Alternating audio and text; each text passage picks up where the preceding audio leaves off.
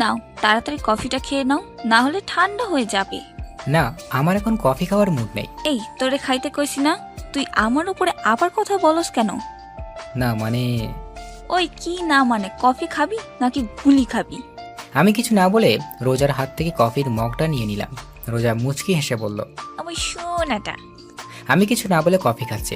হঠাৎ আমি বললাম, সরি। কিসের জন্য?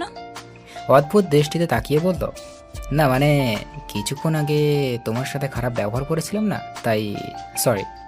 না আমি কিছু মনে করিনি। কি অদ্ভুত মেয়ে, এত জোরে ধমক দিলাম আর এই মেয়ে বলছে কিছুই না। রোজা আমার থেকে চেপে বসলো। আমি যেই উঠতে যাব তখনই রোজা আমাকে টান মেরে বসিয়ে বলল, ওই কোথায় যাচ্ছ? রুমে। না, রুমে যাওয়ার কোনো প্রয়োজন নেই, এখানে বসে থাকো। দেখো সকালে পরিবেশটা কত সুন্দর। আমি এক মনে রোজার দিকে তাকিয়ে আছি। এই মেয়েটা অনেক অদ্ভুত আবার মায়াবীও। মাত্র কালকে দেখা হলো আর এখন দেখাচ্ছে সে আমাকে আরো অনেক বছর আগে থেকে ভালোবাসে। ডাইনিং টেবিলে বসে আছে, আম্মু আর রোজা রান্নাঘরে কাজ করছে। আব্বু, তোমরা আমার সাথে এমন করলে কেন? আব্বু আর নেহা, আমার বোন, চোখ বড় বড় করে তাকিয়ে আছে। হঠাৎ আব্বু বলল, আমরা আবার তোর সাথে কি করলাম? কিছু জানো না তাই না? আরে কি হয়েছে বলবি তো? তোমরা আমার থেকে 5 বছরের বড় একটা মেয়ের সাথে বিয়ে ঠিক করে দিলে। কেন করলে আমার সাথে এমন? শোন নীল, বাবা মা সন্তানের জন্য যা করে তা ভালোর জন্যই করে। দেখিস তুইও রোজার সাথে সুখী থাকবি। আব্বু, আমি আর একজনকে ভালোবাসি আর আমি এই বিয়ে মানি না। ভাইয়া কি বলছিস তুই? পাগল হয়ে গেলি নাকি? দেখো নীল, বিয়ে কোনো ছেলে খেলা না। রোজা এখন থেকে তোমার বউ, এটা ভুলে যেও না। আমি এই বিয়ে মানি না, আর আমি বললাম তো আমি আর একজনকে ভালোবাসি। তুমি যেই মেয়েকে ভালোবাসো সে মেয়ে একটা বাজে মেয়ে, রাস্তায় রাস্তায় ছেলেদের সাথে চলাফেরা করে। ও তোমাকে নিয়ে খেলছে। আমি কিছু বলতে যাব ঠিক সে সময় আব্বু আর রোজা রান্নাঘর থেকে নাস্তা তৈরি করে নিয়ে আসলো। রোজা এসে আমার পাশে বসলো। সবাই একসাথে নাস্তা খাওয়া শুরু করলাম। সবাই কথা বলতেছে কিন্তু আমি কোনো কথা বলতেছি না, কারণ আমার তাদের সাথে কথা বলার কোনো মুড নেই। তাই আমি আমার মতো খেয়ে বাইরে চলে আসলাম। আমি আড্ডাখানে আসতেই আমার বন্ধুরা নাইম, তানভীর, সাকিব চায়ের দোকানে বসে আছে। ওদের সামনে আসতেই, কি রে, কালকে আমাদেরকে কিছু না বলে ভার্সিটি থেকে এইভাবে চলে আসলি যে কেন? না মানে পরিবারের একটু সমস্যা হয়েছিল তাই আর কি। আচ্ছা, রিয়ার সাথে কি তোর কোনো কথা হয় নাই? কাল থেকে ও আমাদের কল দিছে তোর কথা জিজ্ঞাসা করার জন্য, আর আমরাও তোকে কল করলাম কিন্তু তোর ফোন বন্ধ দেখাচ্ছে। না মানে মোবাইল চার্জ ছিল না হয়তো। আচ্ছা আগে এটা বল, তোরা আজকে আমাকে এত কথা জিজ্ঞেস করছিস কেন? না মানে তুই তো কোনোদিন এমন করিসনি তাই। আচ্ছা বাদ দে, ওদের সাথে আর কিছু সময় আড্ডা দিতে দিতে দুপুর হয়ে গেল। জোহরের নামাজ পড়ে বাসায় আসলাম। বাসায় আসতেই আমি আমার মোবাইলটা খুঁজতেছি কিন্তু কোন জায়গায় পাইনি। শেষমেশ আর না পেয়ে নেহার রুমে আসলাম। নেহার রুমে এসে দেখি ও পড়তেছে। আমি ওর রুমের ভিতরে ঢুকি ওর সামনে গিয়ে ওর মাথায় আস্তে করে একটা থাপ্পড় মারলাম। পড়া বাদ দিয়ে রাগি লুক নিয়ে আমার দিকে তাকিয়ে আছে। কি চাই? কালকে আমি আমার মোবাইলটা ভেঙেছিলাম, ওটা তো কালকে আমার রুমেই ছিল কিন্তু এখন পাচ্ছি না। বল না, তুই কি কিছু জানিস না? বললে আমি কি পাবো? তোর কি লাগবো? বেশি কিছু না, বিকেলে ঘুরতে নিয়ে যেতে হবে। ঠিক আছে এখন বল। ভাবির কাছে। আর তোর ভাবি এখন কোথায়? রান্নাঘরে। আমি আর কিছু না বলে রান্নাঘরের সামনে চলে আসলাম। তো রান্নাঘরের সামনে এসে দেখি রোজা একটাই রান্না করছে। আমি রান্নাঘরে ঢুকে পড়লাম। কেমনে যেন রোজা রান্নাঘরে কারো উপস্থিতি টের পেয়ে তাড়াতাড়ি পিছনে ঘুরে তাকালো। রোজা আমাকে দেখে বলল, সকাল থেকে এই পর্যন্ত কোথায় ছিলে? আবার রান্না করতে করতে বলল, বন্ধুদের সাথে। নামাজ পড়ছিলা? আমার একটা কথা ছিল। বলো। আমার মোবাইলটা কোথায়? বলবো, তার আগে একটা শর্ত আছে। বলো কি? আমাকে এখন পেছন থেকে ছড়িয়ে ধরো, তাহলে বলবো। কি পাগল হয়ে গিয়েছো? যাতে তাড়াতাড়ি ধরবে তত তাড়াতাড়ি মোবাইলটা পেয়ে যাবে। আমি পালাবো না, অন্য কিছু বলো। তোমার ইচ্ছা, না ধরলে নাই, আমার কিছু যায় আসে না। কেউ এসে গেলে খারাপ হয়ে যাবে। ওই কে কি বলবে? হ্যাঁ, তুই কি অন্য কোনো মেয়েকে জড়িয়ে ধরবি যে কেউ দেখলে খারাপ ভাববে? এখন চুপচাপ দাঁড়িয়ে না থেকে তুই তোর কাজ কর, না হলে চিৎকার করে সবাইকে বলবো তুই আমাকে নির্যাতন করছিস। রান্না করা বাদ দিয়ে পেছনে করে রাগী লুক নিয়ে বলল, শুরু হয়ে গেছে থ্রেট দেওয়া। বিড়বিড় করে বললাম, ওই কি বিড়বিড় করছিস? আমি আর কিছু না বলে রোজার পিছনে গিয়ে ওর 2 কাঁধে হাত দিয়ে রেখেছি। রোজা আমার হাতের স্পর্শ পেয়ে কিছুটা কেঁপে উঠল। আমি কি বলছি, আমার কাঁধ ব্যথা করতেছে। না তো। তাহলে তুই আমার কাঁধে হাত রেখেছিস কেন? আমাকে জড়িয়ে ধর, না হলে। কি আর করার, শেষমেশ রোজাকে জড়িয়ে ধরতে হলো। কিন্তু ওকে জড়িয়ে ধরতেই দুজনে কেঁপে উঠলাম। কেমন যেন এক অন্যরকম অনুভূতি। রোজা ওর কাজ না করে চুপচাপ দাঁড়িয়ে আছে, চোখ বন্ধ করে। আমার মোবাইলটা কোথায়? ওটা তো ভেঙে গিয়েছিল, তাই আমি ফেলে দিয়েছি। তো বন্ধুরা, এতক্ষণ ধরে গল্পটি শুনেছো। গল্পটি তোমাদের কাছে কেমন লাগছে? যদি গল্পটি ভালো লেগে থাকে এবং এ ধরনের গল্প আরও শুনতে পছন্দ করো, তাহলে এক্ষুনি নিচে থাকা সাবস্ক্রাইব বাটনটি টিপে আমাদের পরিবারের একজন সদস্য হয়ে যাও এবং গল্পটি কন্টিনিউ করো। আর হ্যাঁ, একটি সুন্দর কমেন্ট করতে কিন্তু ভুলবে না। কি, তুমি আমার মোবাইল ফেলে দিয়েছো? ওটার মধ্যে আমার সিম কার্ড ছিল, আর তুমি সেটা ফালাই দিয়েছো? আমি ওকে ছেড়ে দিয়ে বললাম। রোজা আমার দিকে ঘুরে বলল, ফেলে দিয়েছি, কারণ ওটা একটা ভাঙা মোবাইল ছিল। তাই আর আমি কি জানতাম নাকি ওই মোবাইলে ভিতরে সিম কার্ড ছিল। আমি কিছু না বলে রুমে চলে আসলাম। বিকালে ব্যালকনিতে বসেছিলাম, এমন সময় নেহা আসলো। এসেই বলল, ওই ঘুরতে নিয়ে যাবি না? না গেলে হয় না? দেখ, তুই কিন্তু আমাকে কথা দিয়েছিস, এখন কথা মোতাবেক কাজ কর। আচ্ছা ঠিক আছে, তুই যা, আমি রেডি হয়ে আসছি। অল্প কিছু সময়ের মধ্যে রেডি হয়ে নিচে চলে আসলাম। নেহার জন্য অপেক্ষা করতে লাগলাম। হঠাৎ মাথায় একটা কথা আসলো। আজকে দুপুরের পর থেকে রোজা রুমে আসেনি, ওর সাথে দেখাও হয়নি। হঠাৎ নেহা আমার সামনে এসে বলল, চল ভাইয়া, আমরা রেডি। আমরা মানে? আমি আর ভাবি। কিন্তু তুই তো বলেছিলি তুই একা যাবি। ওই খবরদার, মিথ্যা কথা বলবি না। আমি বলছি ঘুরতে নিয়ে যেতে হবে, কিন্তু এটা বলিনি যে আমাকে নিয়ে যেতে হবে। আচ্ছা ঠিক আছে, তোর ভাবি কই? নেহা চোখে ইশারা করে সাইডে দেখতে বলল। আমি সাইডে তাকাতেই অবাক, কারণ রোজা একটা নীল রঙের শাড়ি পরেছে, আর এই শাড়িতে ওকে অনেক সুন্দর লাগছে। ওর টানা টানা হরিণের মতো চোখ একটা দৃষ্টিতে তাকিয়েই থাকতেই মন চাচ্ছে। রোজা আমাকে এইভাবে ওর দিকে তাকিয়ে থাকতে দেখে ও লজ্জায় লাল হয়ে গেল। আমরা দুজনের অবস্থা দেখে নেহা বলল, ওই আজকে কি তোমরা যাইবা নাকি এখানে একজন আরেকজনের দিকে তাকিয়ে থাকবা? নেহার কথা শুনে আমাদের দুজনের ঘোর কাটল। আমি গাড়ি ড্রাইভ করছি আর পেছনে রোজা আর নেহা কথা বলেই যাচ্ছে, থামার কোনো নামই নেই। ওদের কথা শুনে মন চাচ্ছে গাড়ি থেকে লাফ দিই।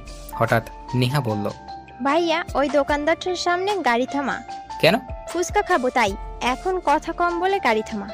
দোকানটার সামনে গাড়ি থামাতেই রোজা আর নেহা গাড়ি থেকে বের হওয়া, বাইরে তাকিয়ে দেখি ওরা দোকানের দিকে হাঁটা দিচ্ছে। কি আর করার, ওদের পিছে পিছে যেতে হলো। রোজা আর নেহা এক পাশে বসলো আর আমি আর এক পাশে। কিছু সময় পর নেহা আর রোজা এমনভাবে ফুচকা খাওয়া শুরু করলো যে অনেক বছর পর ফুচকা দেখছে। একটার পর একটা মুখের ভিতর ঢুকিয়েই যাচ্ছে। হঠাৎ কোথা থেকে যেন একটা মেয়ে আমার পাশের সিটে এসে বসতে বলল। রোজা আর নেহা খাওয়ার মধ্যেই ব্যস্ত, আর আমি ড্যাব ড্যাব করে মেয়েটার দিকে তাকিয়ে আছি। মেয়েটার গায়ের রং ফর্সা। মেয়েটা একটা কালো রঙের শাড়ি পরেছে, হাতে কালো ছুরি, কপালে কালো টিপ। মেয়েটাকে অনেক সুন্দর লাগছে। হঠাৎ মেয়েটা আমাকে বলতো, আচ্ছা, আপনি কি সিঙ্গেল? আমি আপনাকে অনেক ভালোবেসে ফেলেছি। আমি রোজা আর নেহার দিকে তাকিয়ে দেখা নেহা ফুচকা না খেয়ে ড্যাব ড্যাব করে মেয়েটার দিকে তাকিয়ে আছে, কিন্তু রোজা চুপচাপ ফুচকা খেয়েই যাচ্ছে। আমি পুরো অবাক হয়ে গেলাম। স্ত্রীর সামনে নিজের স্বামীকে অন্য মেয়ে প্রপোজ করছে, আর এই মেয়ে কোনো কিছু না করে ফুচকা খাচ্ছে। কি অদ্ভুত মেয়ে। মেয়েটা আবার বলতে শুরু করলো, আসলে আপনাকে আমার অনেক ভালো লাগছে, তাই জিজ্ঞেস করলাম। আচ্ছা, আপনার নাম্বারটা দিতে মেয়েটার কিছু না বলে হঠাৎ উঠে এক দৌড়ে দোকানের ভিতর থেকে বের হয়ে গেল। আমি মেয়েটার কাণ্ড থেকে অবাক হয়ে গেলাম। এমনভাবে দৌড় দিল যে কোনো ভূত দেখেছে। আমি নেহার দিকে তাকিয়ে দেখি ও রোজার দিকে তাকিয়ে আছে। আমি রোজার দিকে তাকাতেই আমার গলা শুকিয়ে কাঠ হয়ে গেছে, কারণ রোজা যে রিভলভারটা টেবিলের উপর রাখা, আর ও চুপচাপ ফুচকা খাচ্ছে যেন কিছুই না। নেহা এমনভাবে রোজার দিকে তাকিয়ে আছে যে ওর চোখ এখনই বের হয়ে আসবে। আমি কাঁপা কাঁপা কণ্ঠে বললাম, এটা এখানে কোথা থেকে আসলো? ভাবি তার ব্যাগ থেকে বের করলো। রোজা, নেহা আর আমার অবস্থা দেখে তো হেসে উঠল। নেহা কানে কানে কি যেন বলল। হঠাৎ নেহা চিৎকার করে বলে উঠল, সিরিয়াসলি? ও জানে? আমাকে দেখিয়ে বলল, না। বলি ওরা দুজন আমাকে দেখে হেসে গড়াগড়ি খাচ্ছে। আমার অবস্থা খারাপ।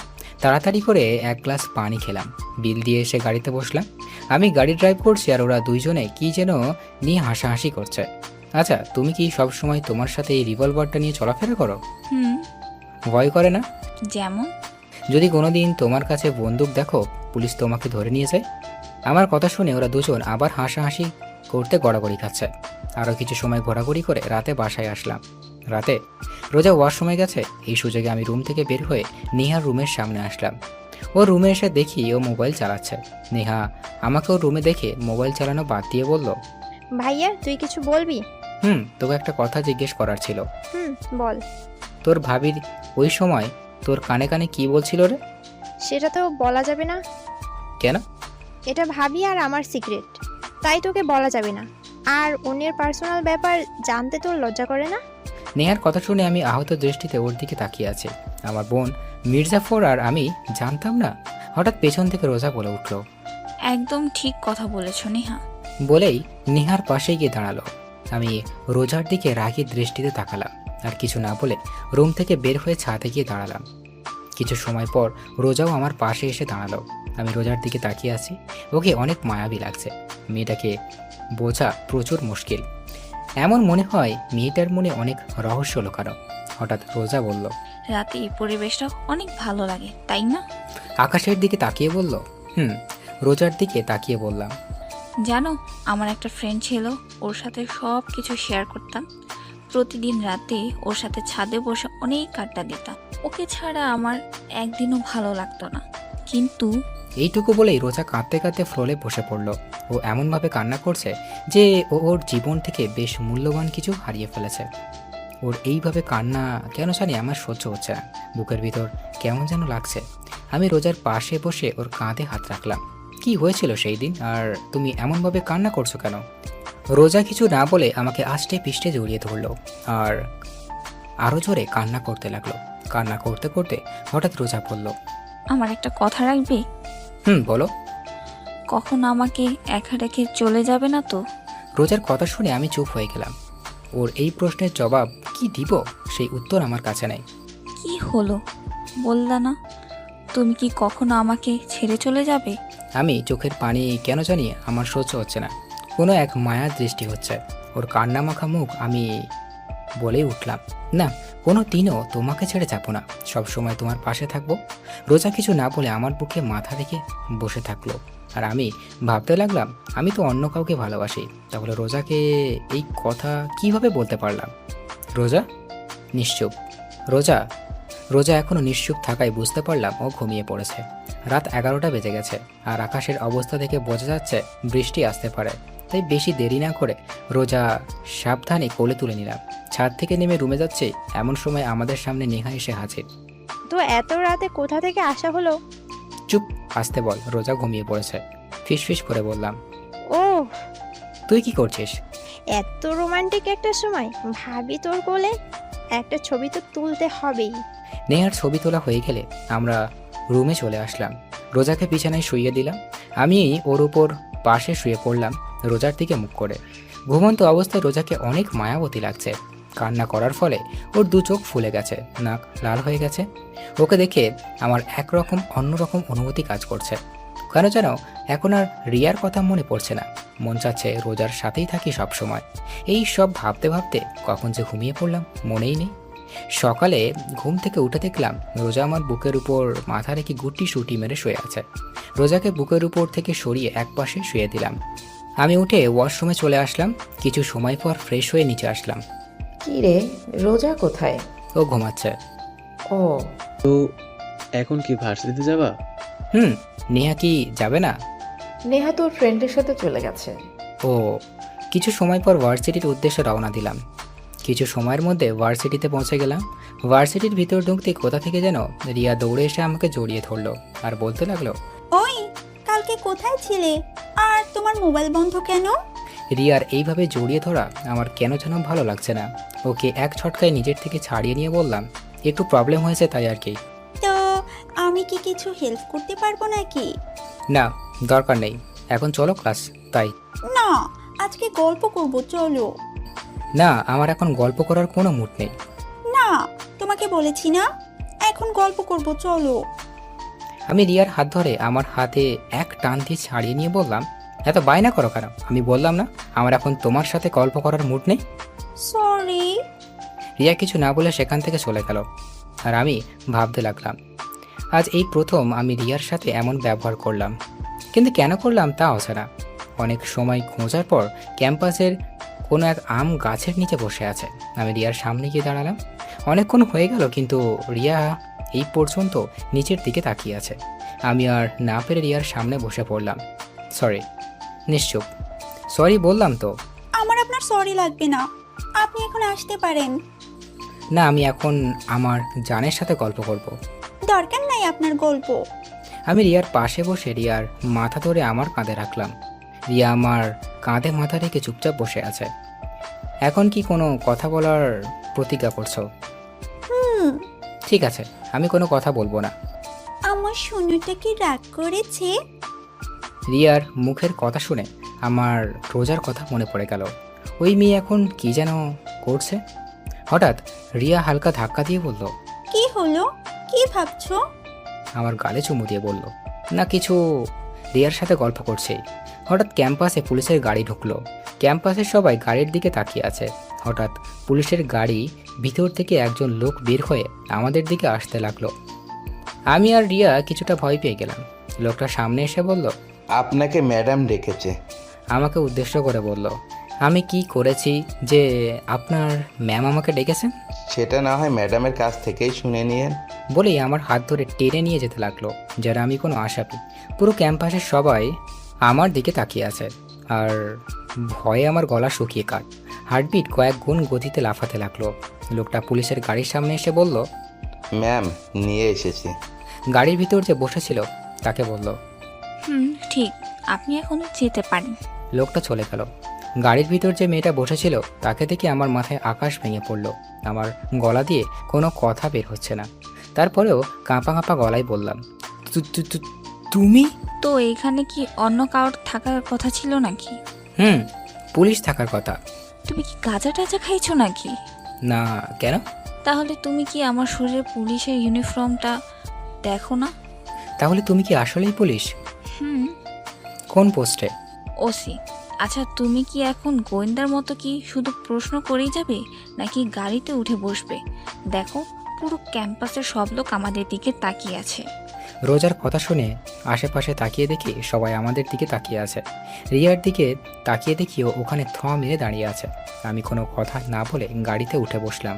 রোজার ড্রাইভ করছে আর আমি চুপচাপ ড্যাব ড্যাব করে রোজার দিকে তাকিয়ে আছি। রোজাকে এই ড্রেসে এক কথায় অসাধারণ লাগছে।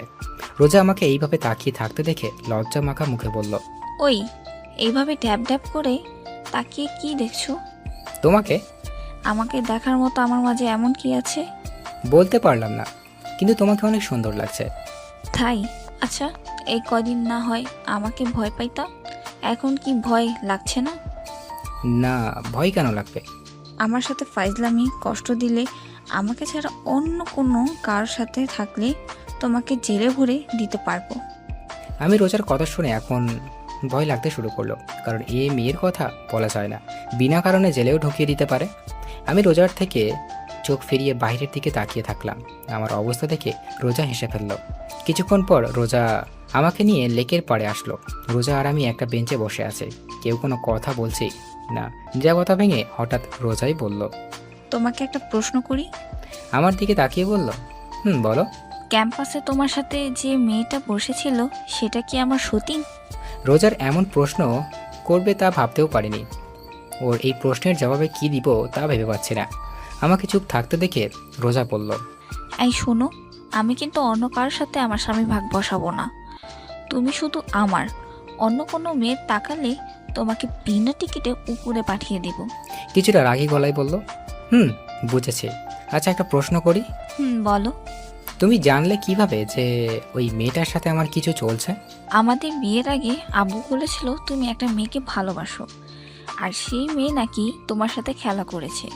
আর আজকে তুমি আর ওই মেয়ে ক্যাম্পাসে এক কর্নারে বসেছিলে, তাই আমার আর বুঝতে বাকি রইল না এটাই সে মেয়ে।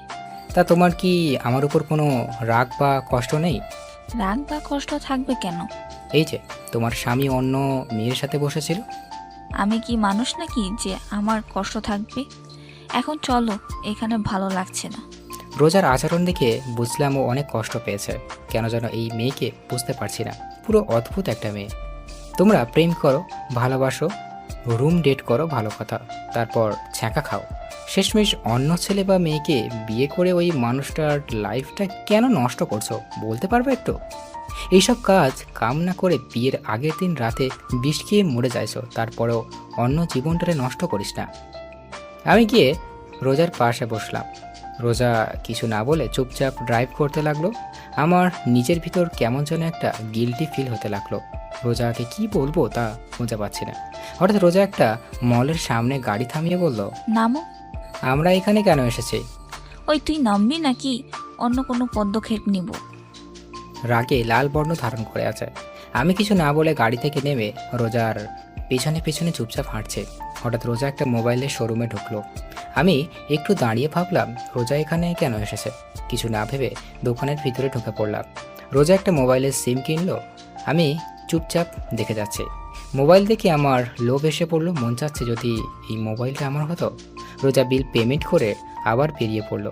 আমি রোজার পিছে পিছে বের হয়ে গাড়িতে বসলাম। কিছুক্ষণ পর রোজা একটা রেস্টুরেন্টের সামনে গিয়ে গাড়ি থামালো।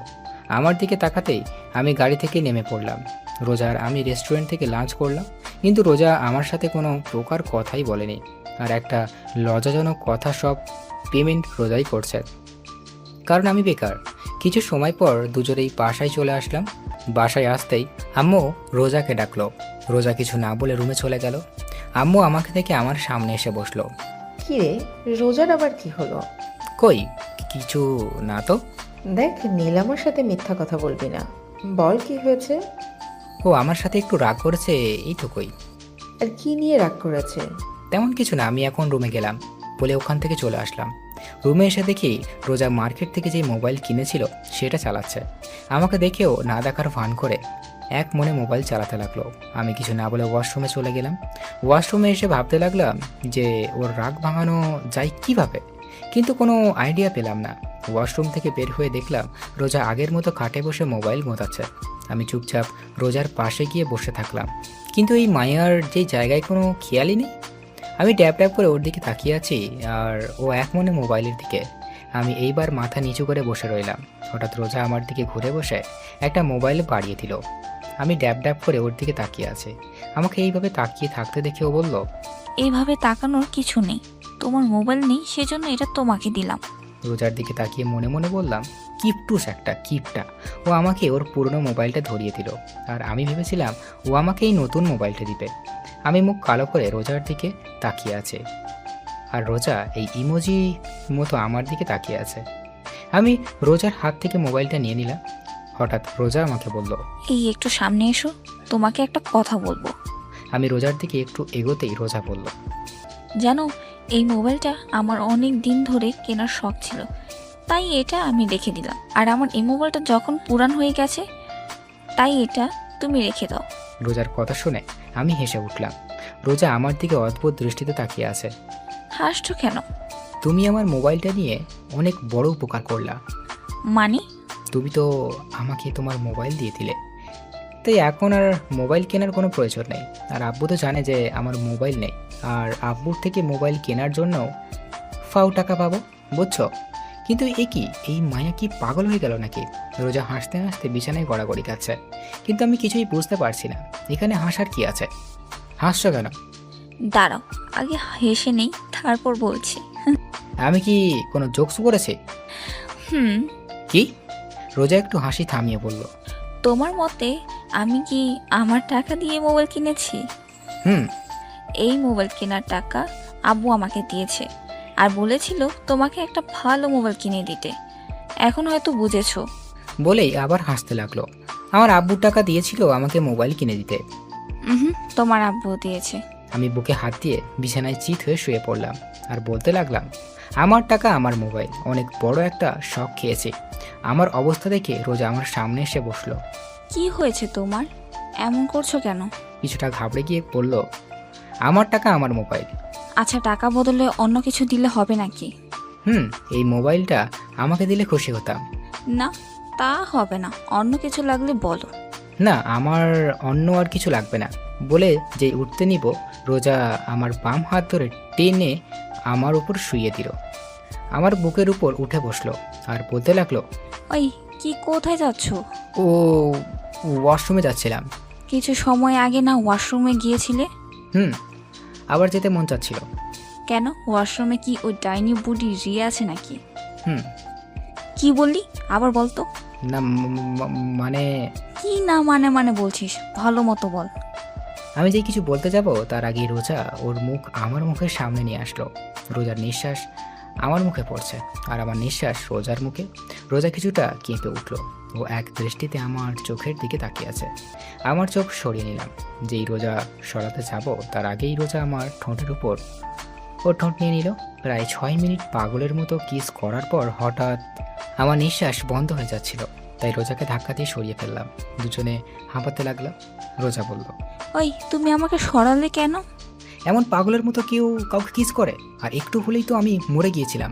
আমার স্বামীকে আমি মেরে ফেলবো নাকি কিস করব, তাতে তোমার কি?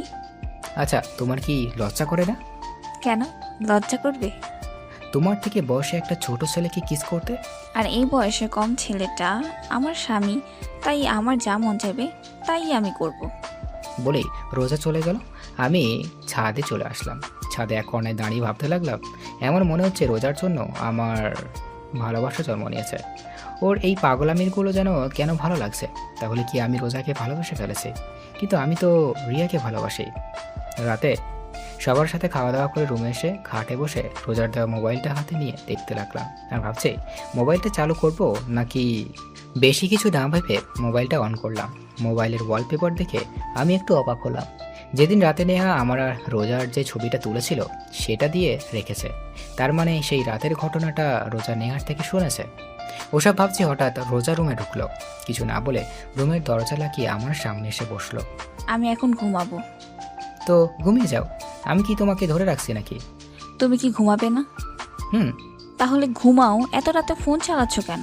তুমি ঘুমিয়ে পড়ো, আমি একটু পর ঘুমাবো। বুঝেছি, ভালোভাবে বললে হবে না? বলেই রোজা খাটের উপর উঠে পড়ে আমার হাত থেকে মোবাইলটা নিয়ে নিল। আমি শুধু নির্বাক দর্শক হিসাবে তাকিয়ে আছি। মোবাইলটা সাইডে রেখে আমার হাত টান মেরে শুয়ে দিয়ে ও আমার বুকের উপর শুয়ে পড়ল।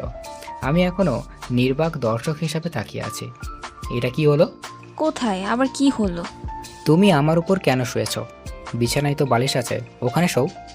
আমার বালিশ শুধু তুমি। হ্যাঁ? এই নয়, হ্যাঁ। এখন কথা কম বলে শুয়ে পড়ো, অনেক রাত হয়েছে। আমি আর কিছু বললাম না, কারণ এই মেয়ের সাথে কথাই পেরে ওঠা অসম্ভব। কিছুক্ষণের মধ্যে আমরা ঘুমিয়ে পড়লাম।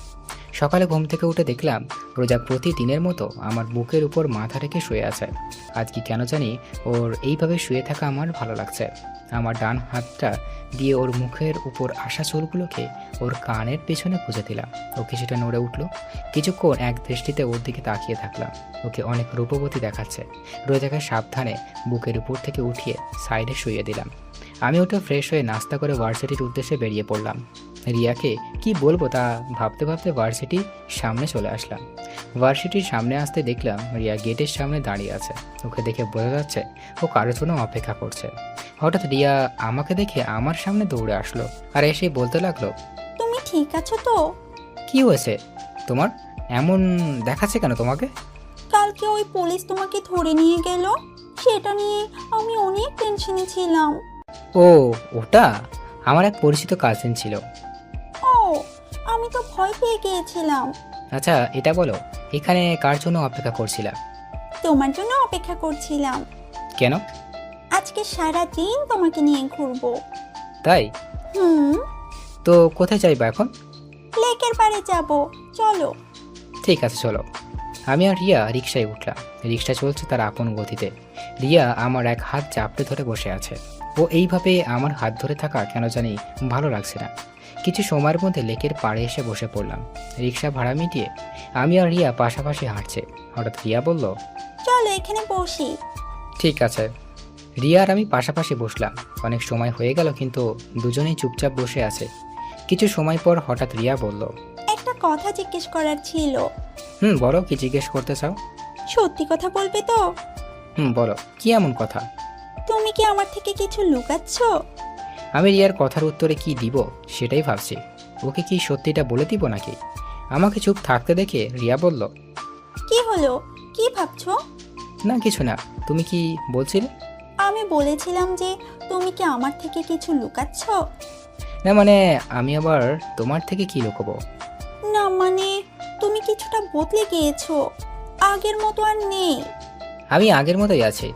আচ্ছা, বাদ দাও এই টপিক। দুজনে আবার চুপচাপ হয়ে গেলাম, কেউ কোনো কথা বলছি না। আবার কিছু সময় পার হয়ে গেল। হঠাৎ আমার মোবাইলে কল আসলো। মোবাইলের স্ক্রিনে তাকিয়ে দেখি আননোন নাম্বার থেকে কল আসছে। আমি তো এই সিম কার্ডের নাম্বার কাউকে দিইনি, তাহলে কে কল দিল? এইসব ভাবতে ভাবতে কলটা কেটে গেল। এটা দেখে রিয়া বলল, কি ব্যাপার, কলটা ধরলে না কেন? আমি কিছু বলতে যাব তার আগে আবার কল আসলো, সেই একই নাম্বার থেকে। রিয়ার থেকে কিছুটা দূরে গিয়ে কলটা রিসিভ করলাম। রিসিভ করতেই, ওই কই তুমি? কি আপনি আর কাকে কল দিয়েছেন?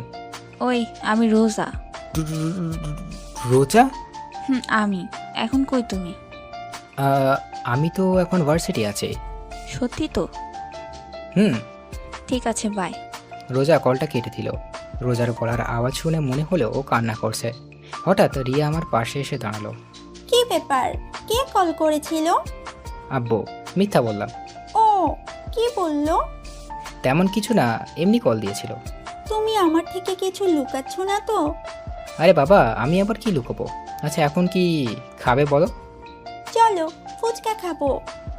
ঠিক আছে চলো। তারপর রিয়া আর আমি ফুচকার দোকানে ঢুকলাম। রিয়া ফুচকা খাচ্ছে আর মাঝে মাঝে আমার মুখে একটা ফুচকা তুলে দিচ্ছে।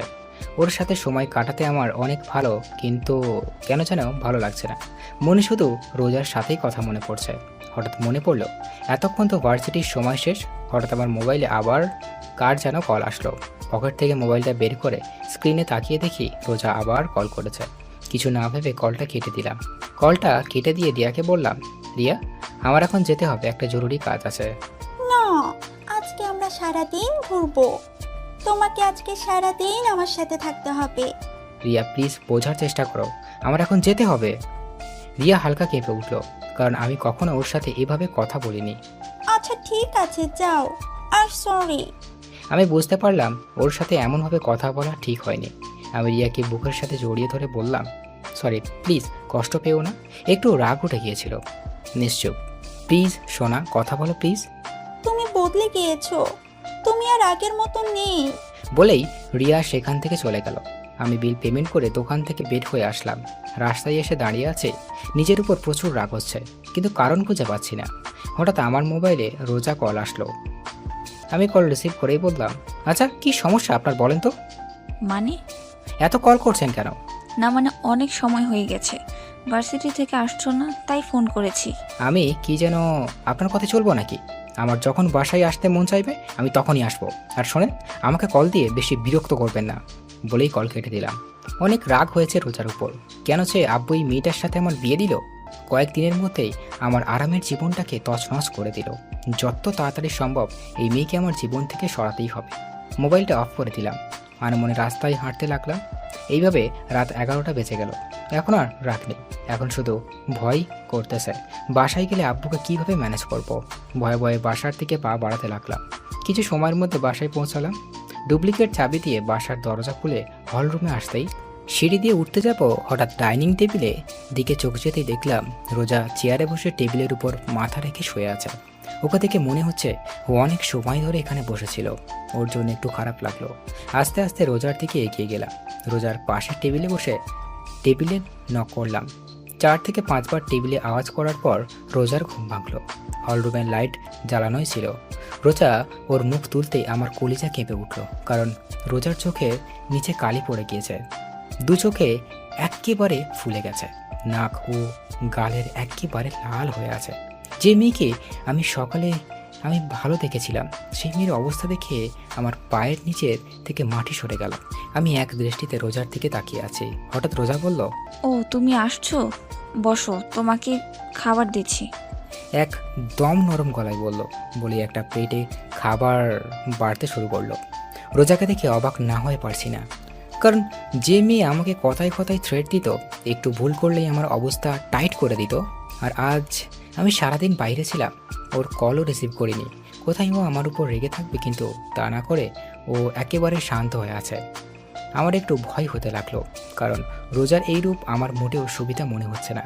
আর ওর চেহারাটা অবস্থা এমন কেন? হঠাৎ রোজা বলল, কি হলো? কি দেখছো?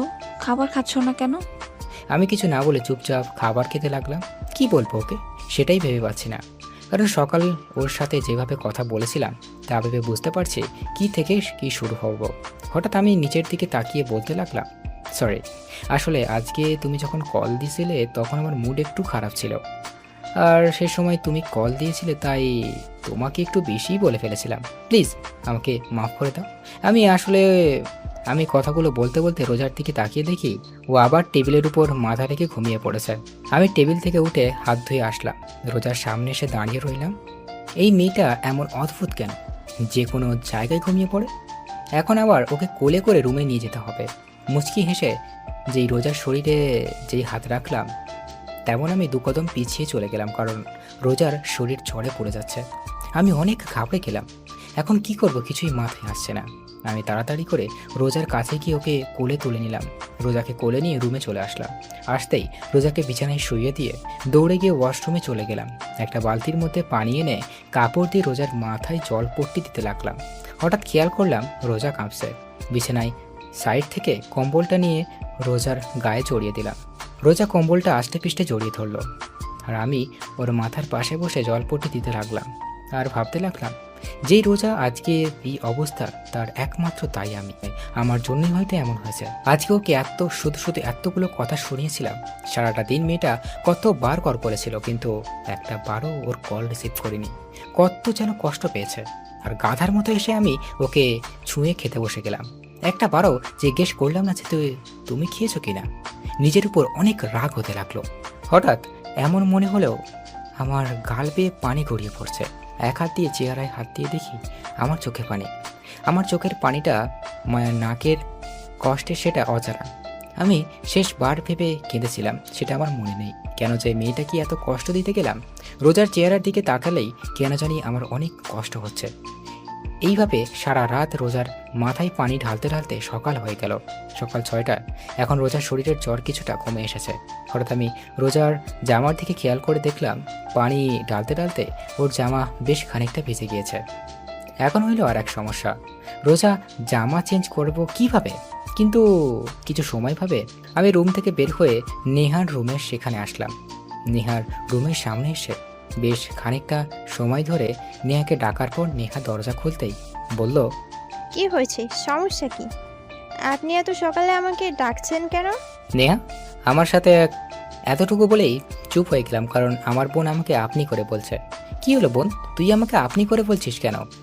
নেহা এক ঝটকায় হাতটা সরিয়ে নিয়ে আমার থেকে 2 কদম পিছিয়ে গিয়ে বলতে লাগলো, আমার ইচ্ছা আমি কাকে কি বলে ডাকবো, আর আপনি আমার ভাই না, আর আমি আপনার কোনো বোন না। আমি অবাকের উপর অবাক হচ্ছে, কারণ কি এমন হয়েছে যার কারণে নেহা আমার সাথে এমন ব্যবহার করছে?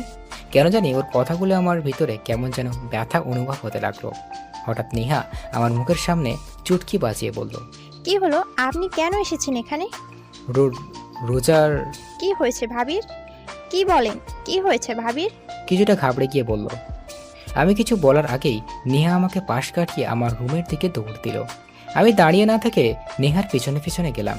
নেহা রুমের ভিতরে ঢুকে রোজার অবস্থা দেখে আমার দিকে রাগী দৃষ্টিতে তাকিয়ে থাকলো। ও এমনভাবে আমার দিকে তাকালো যে আমি কোনো জেলের আসামি। নেহা আমার সামনে এসে বসলো। কি করছেন আপনি ভাবির সাথে? প্রচুর রেগে গিয়ে বলল, রাতে আমি আর রোজার খাবার টেবিলে বসেছিলাম, আমি খাবার খাচ্ছি, হঠাৎ দেখি রোজা কিছুটা কাঁপছে, কিন্তু আমি ভেবেছিলাম হয়তো এমনি। তারপর হঠাৎ হাত ধুয়ে এসে যখন ওর ডাক দিলাম, কিন্তু ও উঠলো না। ওর শরীরে হাত দিয়ে দেখি ওর শরীরে প্রচুর জ্বর এসেছে। তারপর ওকে রুমে নিয়ে এসে পানি পট্টি দিতে দিতে ওর জামা ভিজে গিয়েছে, তাই তোকে ডাক দিয়েছে। এক নিঃশ্বাসে বললাম নিচের দিকে তাকিয়ে। আচ্ছা, ভাবি কি আপনাকে কিছু বলেনি? না। একবারও কি রুমের অবস্থা দেখেছেন? না, রুমে আবার কি হয়? এটুকু বলেই পুরো রুমের দিকে তাকাতেই দেখলাম আমার রুমটা এমন দেখাচ্ছে যে রুমের ভিতর কোনো বড় সড়ো টর্নেডো এসেছিল। রুমের প্রত্যেকটা জিনিস ভেঙে ফেলেছে, এমনকি খাটের উপর দেওয়ালে আমার বড় একটা ছবি ঝোলানো ছিল সেটাও ভেঙে ফেলেছে। আমি নেহার দিকে তাকাতেই নেহা বলল, এগুলো সব আপনার জন্যই হয়েছে। আমি যেই কিছু বলতে যাব তার আগে নেহা আমাকে ধাক্কা দিয়ে রুম থেকে বের করে দিল। আমি রুমের বাইরে দাঁড়িয়ে ভাবতে লাগলাম, রোজা কেন ভেঙেছে? সব কিছু ওর কল না ধরার কি যে রেগে গিয়ে এগুলো করেছে, নাকি অন্য কোনো কারণে? এভাবে কিছু সময় যাওয়ার পর নেহা রুমের দরজা খুলল। আমি রুমের বাইরেই দাঁড়িয়েছিলাম। নেহা আমার সামনে এসে বলল, ভাইয়া, কালকে যদি তুই ভাবির সাথে মিথ্যা কথা না বলতি তাহলে আজকে এমন হতো না। কালকের দুপুর থেকে ভাবি কিছু না খেয়ে বসেছিল তোর জন্য, আর তুই তুই বদলে গিয়েছিস ভাই। বলেই নেহা চলে গেল। আমি চুপচাপ দাঁড়িয়ে থাকলাম, আর মাথায় শুধু একটা কথাই আসছে, তাহলে কি রোজা জানতো যে আমি ভার্সিটিতে না গিয়ে রিয়ার সাথে ঘুরতে গিয়েছিলাম? আর কাল থেকে কিছু না খেয়ে বসেছিল, আর আমি নিজের প্রতি নিজের খুব রাগ হতে লাগলো। কিন্তু এত কিছু হয়ে যাওয়ার পরও রোজা আমার সাথে রাগ কোনো কথা বললো না কেন? আমি রুমের ভিতর আসতে দেখলাম রোজা ঘুমিয়ে আছে। ওর চেহারা একেবারে শুকিয়ে গিয়েছে, চোখের নিচে কালি জমে গিয়েছে। আমি কি রোজার পাশে বসলাম আর এক দৃষ্টিতে ওর চেহারার দিকে তাকিয়ে রইলাম। সকাল 8টার দিকে রোজার ঘুম ভাঙলো। ও চেয়ে দেখে আমি ওর দিকে এক দৃষ্টিতে তাকিয়ে আছি। রোজাও কিছু না বলে চুপচাপ আমার চোখের দিকে তাকিয়ে আছে। হঠাৎ রোজা বলল, কি হয়েছে, আপনি কাঁদছেন কেন? কেন যেন রোজার এই আপনি বলার মনের মধ্যে অনেক কষ্ট লাগলো। এমন মনে হচ্ছে আমি আপনি করে বলাই প্রাপ্য। কিছু না ভেবে রোজার 2 হাত দিয়ে আমার বুকের সাথে চেপে ধরলাম। আমি আজ প্রথমবার রোজাকে নিজের ইচ্ছেই বুকের সাথে জড়িয়ে ধরলাম। রোজা একবারে চুপ হয়ে আছে, কিছুই বলছে না, এমনিও কোনো নড়াচড়া করছে না। ওর এইভাবে চুপ করে থাকা আমি মেনে নিতে পারছি না। প্লিজ আমাকে মাফ করে দাও। আমি কালকে তোমার সাথে মিথ্যে কথা বলতে চাইনি। ভয় ছিলাম যদি তোমাকে সত্যি কথা বললে তুমি যদি রাগ করতে, তাই। কিন্তু এখন মনে হচ্ছে তোমাকে সত্যি কথা বলে দেওয়া উচিত ছিল। প্লিজ আমাকে মাফ করে দাও কালকে তোমার সাথে বাজে ব্যবহার করার জন্য। তোমাকে একটা কথা বলবো, তার সত্যি সত্যি উত্তর দেবে। আমার থেকে নিজেকে ছাড়িয়ে নিয়ে বলল, বলো, কি জানতে চাও তুমি? তুমি কি রিয়াকে সত্যিই ভালোবাসো? ওর চোখের পানি স্পষ্ট দেখা যাচ্ছে। আর আমাকে, আমার জন্য কি তোমার মনে কোনো ভালোবাসা নেই? আমি কি আমার জন্য তোমার মনে একটুও ভালোবাসা জন্মাতে পারিনি? কথাগুলো বলতে গিয়ে কান্না করে দিল। রোজার প্রশ্নের উত্তর আমার অজানা। আমি জানি না আমি রোজাকে ভালোবাসি নাকি ভালোবাসি না, কিন্তু ওকে ছাড়া কেন জানি আমার সময় কাটে না। ওর সাথে কথা না বললে আমার মনে কোনো যেন শান্তি লাগে না। কেন যেন ওর পাগলামিগুলো আমার ভালো লাগতে শুরু করেছে। তাহলে কি আমি ওকে ভালোবেসে ফেলেছি? কিন্তু আমি তো ভালোবাসি রিয়াকে। আমাকে চুপ থাকতে দেখে রোজা বলল, কি হলো বলো, তুমি কি আমাকে একটুও ভালোবাসো না? জানি না। জানো, আমি কখনো কোনোদিন কোনো রিলেশনে জড়াইনি। আমার শুধু একটাই চাওয়া ছিল, আর তা হলো বিয়ের পর নিজেকে স্বামীকে ভালোবাসবো, স্বামীর সাথে চুটিয়ে প্রেম করব। জানো, যখন কলেজে পড়তাম তখন আমার বান্ধবীরা প্রত্যেক দিন ওদের বয়ফ্রেন্ডদের সাথে ঘুরতে যেত। ওরা আমাকে প্রতিদিন বলতো যে আমি যাতে কোনো ছেলের সাথে রিলেশন করি, কিন্তু আমি করতাম না। কারণ ছোট থাকতে আম্মু শিখিয়েছিল ইসলাম ধর্মে রিলেশন করা হারাম। তাই আমি ওদের বলতাম আমিও একদিন ঘুরবো আমার স্বামীর সাথে। জানো, আমি চাইলে আমার থেকে বড় আর না হলে আমার সমবয়সী কাউকে বিয়ে করতে পারতাম, কিন্তু আমি আমার থেকে বয়সে ছোট ছেলেকে বিয়ে করার কারণ হচ্ছে তুমি যেন সব সময় আমার কথা শোনো। আমি তোমাকে সব সময় শাসনের ওপর রাখি, কারণ তুমি যেন আমার ভয়ে কোনো মেয়ের দিকে না তাকাও। কারণ আমি চাইতাম না যে আমার স্বামী আমাকে রেখে অন্য মেয়েকে ভালোবাসুক। কিন্তু আমি ভুল ছিলাম, আমার সব কিছু ভুল ছিল। আমি চুপচাপ চেয়ে আছি রোজার দিকে। কেন কোনো ভাষাই খুঁজে পাচ্ছি না। কি বলবো? ওর তো এখানে কোনো দোষ নেই, সব দোষ তো শুধু আমি করেছি। আমার জন্য শুধু শুধু কষ্ট পাচ্ছে। চিন্তা করো না, খুব তাড়াতাড়ি তোমাকে আজাদ করে দিব। তারপর তুমি আর রিয়া আরামে থাকতে পারবে। আমার জন্য তোমাদের কারোরই আর কোনো সমস্যা হবে না। একটা শুকনো হাসি দিয়ে বলল। আমি চুপচাপ মাথা নিচু করে খাট থেকে নেমে রুম থেকে বের হতে যাব, হঠাৎ রোজা পেছন থেকে বলে উঠল, শোনো। আমি পেছনে ফিরে নিচে তাকিয়ে আছে। Sorry and thank you. কেন? সেটা না হয় রহস্যই থাক। আমি রুম থেকে বের হয়ে আসলাম। কেন জানি মাথাটা প্রচণ্ড ব্যথা করছে। আমার মনে হচ্ছে এমনি মাথাটা ফেটে যাবে। রোজার বলা কথাগুলো বারবার কানে বেজেই চলেছে। হঠাৎ দেখলাম নেহা খাবার নিয়ে এখানেই আসছে। আমি সামনে থেকে খাবার প্লেটটা এগিয়ে দিল আর বলল, ভাইয়া এটা ধর। খাবারের প্লেটটা দেখিয়ে বলল, কেন? ধরবা নাকি? আমি খাবারের প্লেটটা নেয়ার হাত থেকে নিতেই ও আমাকে জড়িয়ে ধরে কান্না করে দিল। আমি প্রচুর অবাক হয়ে গেলাম, কারণ কিছু সময় আগেও আমার সাথে কথা বলল যেন আমি অপরিচিত কেউ, এখন আবার জড়িয়ে ধরে কান্না করছে। তোর আবার কি হলো? এমন মরা কান্না করছিস কেন? আর আমাকে জড়িয়ে ধরছিস কেন? ছাড়। সরি কেন? তোর সাথে বাজে ব্যবহার করার জন্য। আমি বুঝলাম তুই আমার সাথে এমন আচরণ করার কারণে কি। বুঝি, বলতো একটু। আসলে ভাবি কালকে যথাসময় ডিউটিতে চলে গেল। কিছু সময় পর ভাবি আবার বাসায় আসলো, কিন্তু তখন তার চেহারা রাগে একেবারে লাল হয়েছিল। এমন মনে হচ্ছিল কারো উপর রেগে আছে। তারপর কাকে যেন মোবাইলে কল করলো, কিন্তু প্রথমবার কল রিসিভ করতেই ভাবি রেগে গেল। তারপর আবার কল করলো। কয়েকবার রিং হওয়ার পর সেই ব্যক্তি কল রিসিভ করতেই ভাবি রেগে কথা বলল।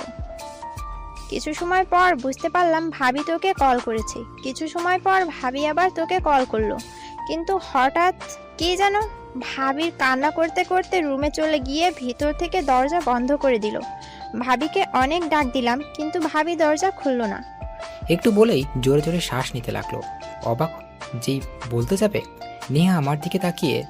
আমি রোজার ব্যাপারটা নিয়ে এত বেশি অবাক হইনি যত অবাক হয়েছে নেহার কথা বলা দেখে। দু চোখ ট্যাপ ট্যাপ করে নেহার দিকে তাকিয়ে আছে। নেহা আমাকে এইভাবে ওর দিয়ে থাকতে দেখে ভ্রু কুঁচকে আমার দিকে তাকিয়ে বলল, ওই তুই এভাবে কি দেখছিস? বোন, তুই ঠিক আছিস তো? কেন, আমার আবার কি হবে? না মানে আমার মনে হচ্ছে তোর জিনের আসর লেগেছে, কারণ তুই এত কথা বলা কোথা থেকে শিখেছিস? নেহা মুখ ফুলিয়ে বলল। সবসময় তোর ফাজলামি না করলে ভালো লাগে না? নেহার কথা শুনে জোরে জোরে হাসতে লাগলাম। আমার হাসি দেখে নেহা হেসে উঠল। ভাইয়া এখন আর বেশি কথা না বলে ভাবির কাছে যা। ঠিক আছে। আর আব্বু আম্মু কি রোজার শরীর ভালো না তা জানে? আব্বু আম্মু তো বাসায় নেই। কেন, কোথায় গিয়েছে? গতকাল সকালে নানিদের বাসায় গিয়েছে, আর আজকে শুক্রবার, তাই কালকে চলে আসবে। ও ঠিক আছে, তুই নাস্তা করে নিস। ঠিক আছে। বলেই চলে গেল। আমি আবার ঘুরে রুমের দিকে আসতে লাগলাম। রুমের সামনে এসে দেখলাম রোজা যা যা ভেঙেছিল তা পরিষ্কার করছে। আমি প্লেটটা খাটে রেখে রোজার পেছনে গিয়ে বললাম, কি করছো তুমি? হঠাৎ আমার কথা শুনে রোজা কিছুটা কেঁপে উঠল। রোজা পিছনে তাকিয়ে বলল, কালকে তো এগুলো আমি ভেঙেছিলাম, তাই পরিষ্কার করছি। তুমি কি আমার সাথে ফাজলামি করছো? কেন, আমি আবার কি করলাম? কেন, তুমি জানো না তোমার শরীর খারাপ? হ্যাঁ, তারপরও কেন এগুলো করছো? রোজার মুখে কোনো একটা হাসির রেখা ফুটে উঠল। তাহলে এগুলো করবে কে? সেটা আমার জানার প্রয়োজন নাই, তাই খাবার খেয়ে নাও।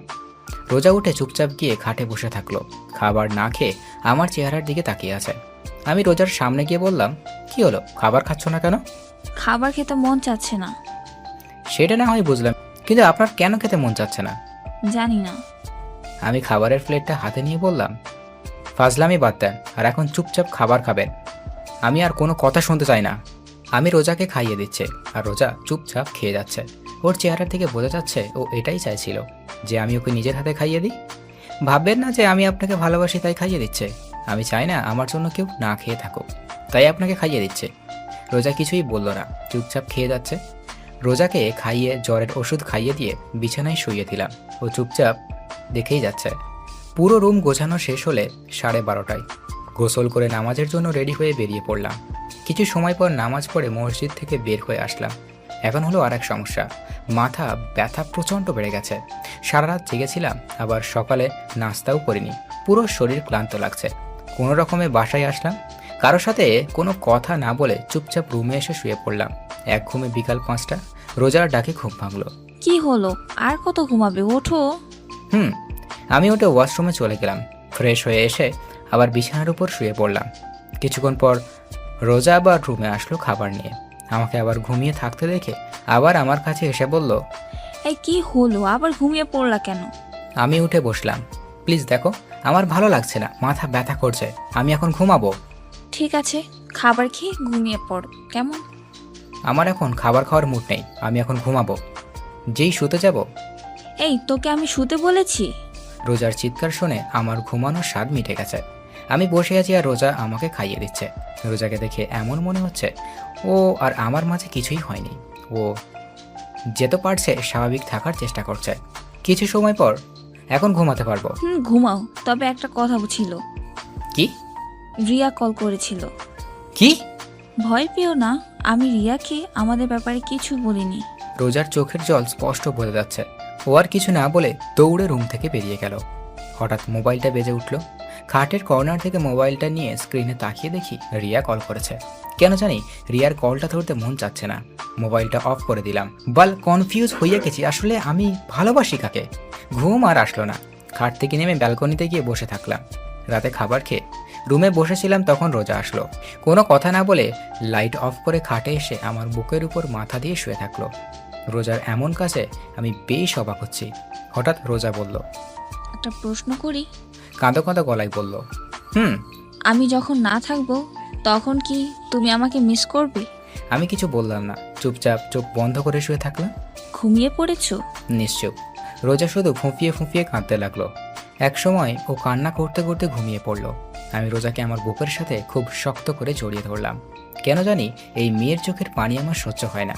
আমি রোজাকে আমার বুকের সাথে খুব শক্ত করে জড়িয়ে ধরে বলতে লাগলাম, জানো রোজা, আমি রিয়ার সাথে 3 বছর ধরে রিলেশনে আছি, কিন্তু আমার কখনো মনে হয়নি যে রিয়া আমাকে আসলেই ভালোবাসে। সবসময় এমনই মনে হতো যে আমাকে ব্যবহার করছে। কিন্তু এখন কেন জানি রিয়ার কথা আর মনে হয় না। মনটা চাই শুধু তোমার কাছেই থাকি সব সময়। শুধু যখন আশেপাশে না থাকো কেমন যেন নিঃস্ব লাগে। এখন কেন যেন তোমার রাগ, অভিমান, থ্রেড সব কিছুই ভালো লাগে। আমি তোমাকে ভালোবাসি রোজা, অনেক অনেক ভালোবাসি। রোজা চুপচাপ আমার বুকের উপর শুয়ে আছে। জানি না ও কথাগুলো শুনেছে নাকি। আমি রোজার কপালে একটা চুমু এঁকে দিলাম। কিছু সময়ের মধ্যে রোজাকে বুকের সাথে জড়িয়ে ধরে ঘুমিয়ে পড়লাম। সকালে সবাই একসাথে নাস্তা করছি। হঠাৎ রোজার আব্বু উদ্দেশ্য করে বলল, আব্বু। মা বলো। আব্বু, আমি কিছুদিনের জন্য বাসা যেতে চাই। রোজার কথা বলতেই আব্বু আম্মু নেহা আমার দিকে তাকিয়ে আছে। সবার যাওয়ার ধরন দেখে আমার গলা দিয়ে আর খাবার নামলো না। পানি খেয়ে সবার উদ্দেশ্য করে বললাম, তোমরা সবাই আমার দিকে এইভাবে তাকিয়ে আছো কেন? আজকে কি আমাকে একটু বেশি সুন্দর দেখাচ্ছে? কেন মা, এই গাধাটা কি কিছু বলেছে? কিছু বললে আমাকে বলো, দেখো ওকে কি করি। আমি আহত দৃষ্টিতে আব্বুর দিকে তাকিয়ে আছি। আসলে কি ওনারা আমার বাবা মা, নাকি আমাকে রাস্তা থেকে কুড়িয়ে এনেছে? বুঝলাম না। না, উনি কিছু বলেনি। আসলে আব্বু আম্মু অনেক দিন ধরে দেখতে মন চাচ্ছে, তাই ভাবলাম কয়েকদিনের জন্য দেখে আসি। ঠিক আছে, যাও। আর এই গাধাটাকেও সাথে করে নিয়ে যাও। না, উনি বলল যাবে না, ওনার কি যেন কাজ আছে। আমি একটু অবাক হলাম রোজার কথায়। বেকার ছেলেরা আবার কাজও আছে? সারাদিন খায় আর ঘুরে, এখন বলছে তার নাকি কাজও আছে। এখন আর নিতে পারছি না। আব্বুর কথা শুনে মন চাচ্ছে কিনে দিই। আমি কিছু না বলে ওখান থেকে উঠে রুমে চলে আসলাম। রুমে এসে একটা কথাই ভাবতে লাগলাম, রোজা আব্বু আম্মুর কাছে মিথ্যে কথা বললো কেন? কিছু সময় পর রোজা রুমে আসলো। আমার দিকে না তাকিয়ে ওর জামা কাপড় প্যাক করতে লাগলো। ওর এই অবহেলা আমার সহ্য হচ্ছে না। আমি খাট থেকে নেমে রোজার পিছনে গিয়ে দাঁড়ালাম। রোজা, বাসায় কেন যাচ্ছ? বললাম তো আব্বু আম্মুর কথা খুব মনে পড়েছে, তাই দেখা করতে যাচ্ছি। কয়দিন থাকবা? জানি না। বলেই ঘুরে আবারও ওর কাজ করতে লাগলো। আমি তোমার সাথে আসি? রোজা আমার দিকে তাকিয়ে একটু রাগী লুক নিয়ে বলল। না। কেন? তুমি যদি আমার সাথে আসো তাহলে রিয়াকে সময় দিবে কিভাবে? তাই তোমার আমার সাথে আসার কোনো প্রয়োজন নেই। এই মেয়ে এত যদি কেন বুঝলাম না। কিভাবে যে ওকে বলি ওকে ছাড়া আমি থাকবো কিভাবে? হঠাৎ রোজা বলল, রুম থেকে বের হও। কেন? আমি জামা চেঞ্জ করব। ও। কিছু সময়ের মধ্যে রোজা রেডি হয়ে নিচে এসে সবার সাথে বিদায় নিয়ে বেরিয়ে পড়ল। রোজা চলে গেল, কিন্তু একবারও আমার দিকে তাকালো না। আমি রুমে এসে দরজা লাগিয়ে ব্যালকনিতে এসে দাঁড়িয়ে থাকলাম। রোজাকে ছাড়া কেমন যেন খালি খালি লাগছে। কোনোভাবে রাত পর্যন্ত সময় কাটালাম, কিন্তু এখন আর ভালো লাগছে না। মন চাচ্ছে রোজার সাথে কথা বলতে, কিন্তু কি বলবো তা ভেবে পাচ্ছি না। রাত 10টায় মাথায় একটা আইডিয়া আসলো। একটু ভয়ে ভয়ে রোজাকে কল দিলাম। একবার রিং হতে রিসিভ করলো। এখন মনে হচ্ছে মোবাইলের সামনেই বসেছিল। হ্যাঁ, হ্যালো। বলো, কেন কল দিয়েছো? ডিনার করছো? এটা জানার জন্য কল দিয়েছো? না, মানে যা বলার জন্য কল দিয়েছিলাম তা ভুলে গিয়েছি। ঠিক আছে, তাহলে রাখলাম। বলেই কল কেটে দিল। বুঝলাম না এই মেয়েটা এত জেদি কেন? একটু কথা বললে কি এমন হয়ে যাবে? আর কেন ও আমার সাথে কথা বলবে? এখন পর্যন্ত কি আমি ওকে ভালোবেসে আগলে ধরেছি? না। একটিবার ওকে জড়িয়ে ধরে বলেছি যে আমি তোমাকে ভালোবাসি? না। একটা বারও ওর সাথে ভালোভাবে কথা বলেছিলাম? যখন থেকে দেখা হয়েছে সেদিন থেকে ওকে প্যারা ভেবেই চলেছে। যখন সামনে ছিল তখন ওকে দূরে পাঠাতে চাইছিলাম, এখন ও দূরে চলে গিয়েছে। তাহলে আমার এমন কষ্ট হচ্ছে কেন? ব্যালকনিতে বসে রোজার কথা ভাবতে ভাবতে কখন যে ঘুমিয়ে পড়েছি মনেই নেই। সকালে সূর্যের আলোয় ঘুম ভাঙলো। ঘুম থেকে উঠে দেখলাম রাত ব্যালকনিতেই শুয়ে পড়েছিলাম। ওয়াশরুম থেকে ফ্রেশ হয়ে এসে রোজাকে কল দিলাম, কিন্তু ও কল রিসিভ করলো না। 4 থেকে 5 বার ট্রাই করার পরও রিসিভ করলো না। সকাল সকালটাই মনটাই খারাপ হয়ে গেল। নিচে এসে সবার সাথে নাস্তা করতে বসলাম। চুপচাপ নাস্তা করে ভার্সিটির জন্য বেরিয়ে পড়লাম। কিছু সময়ের মধ্যে ভার্সিটিতে পৌঁছে গেলাম। ক্লাসরুমে এসে এবার লাস্ট বেঞ্চে গিয়ে বসলাম। একটু অবাক হলাম, আজকে হারামিটাকে দেখতেই পাচ্ছি না। হঠাৎ রিয়া সামনের বেঞ্চ থেকে উঠে আমার পাশে এসে বসলো। ওই, তুমি আমার কল রিসিভ করো না কেন? এখন ক্লাস করো, পরে কথা বলি। চলো না বাইরে যাই। আমি রিয়ার কথার কোনো উত্তর দিলাম না, চুপচাপ ক্লাস করতে লাগলাম। ক্লাস শেষে বাইরে এসে দাঁড়িয়ে আছেই পকেট থেকে মোবাইলটা বের করে স্ক্রিনে না তাকিয়েই নাইমকে কল দিলাম। কল রিসিভ করতেই বলল, ওই তোমাকে বলেছি না আমাকে কল করতে না? ওই শালা, তুই আমার সাথে ফাজলামি করছিস? ভালোভাবে কথা বল। আর তুই কোথায় এখন? ওই তুমি গাঁজা সেবন করছো নাকি? কি আবল তাবল বকছো? কাকে কল দিয়েছো? স্ক্রিনে একবার তাকিয়ে দেখেছো? কাকে আবার কল করব? আমার বন্ধু নাইমকে কল। কথা বলতে স্ক্রিনে তাকিয়ে দেখি আমি ভুল করে রোজাকে কল দিয়ে ফেলেছি। সরি, আসলে ভুল করে কল চলে গিয়েছে। আমি জানি তুমি ভুল কল দিয়েছো নাকি নিজ ইচ্ছায় কল দিয়েছো। আরে বললাম তো ভুল করে কল চলে গিয়েছে। আর আপনি কথা এমন বাড়াচ্ছেন কেন? কি আমি কথা বাড়াচ্ছি? আরে তোর মতো ছেলেদেরকে আমার চেনা আছে। নিজ ইচ্ছায় কল দিয়ে বলে ভুলে চলে গিয়েছে।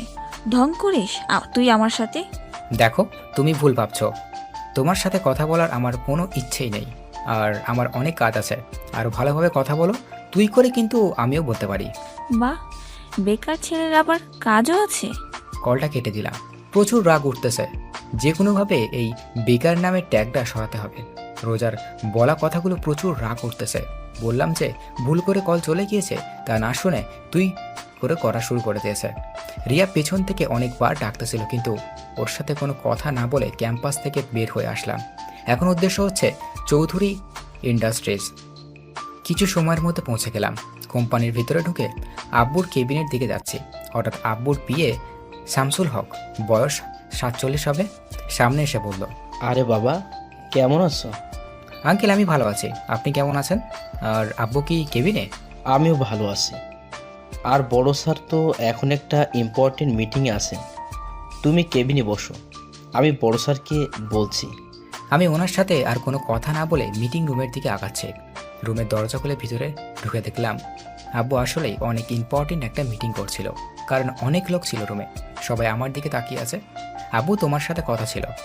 কেবিনে গিয়ে একটু ওয়েট করো, মিটিং শেষ পর্যায়ে। আব্বু তোমার সাথে জরুরি কথা আছে। আব্বু একটু অবাক হলো, তারপর কিছু না বলে মিটিং রুম থেকে বের হয়ে তার কেবিনে আসলাম।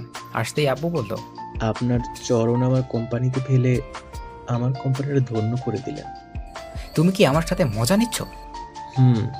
আচ্ছা বলো, কি তোমার এমন জরুরি তলব যার জন্য মিটিং রুমে থেকে নিয়ে আসলে? কিছুদিন আগে তুমি আমাকে যে অফারটা দিয়েছিলে সেটা কি এখনো আছে? কোনটার কথা বলতেছো? সেটা এখন তোমার মাথায় চলছে?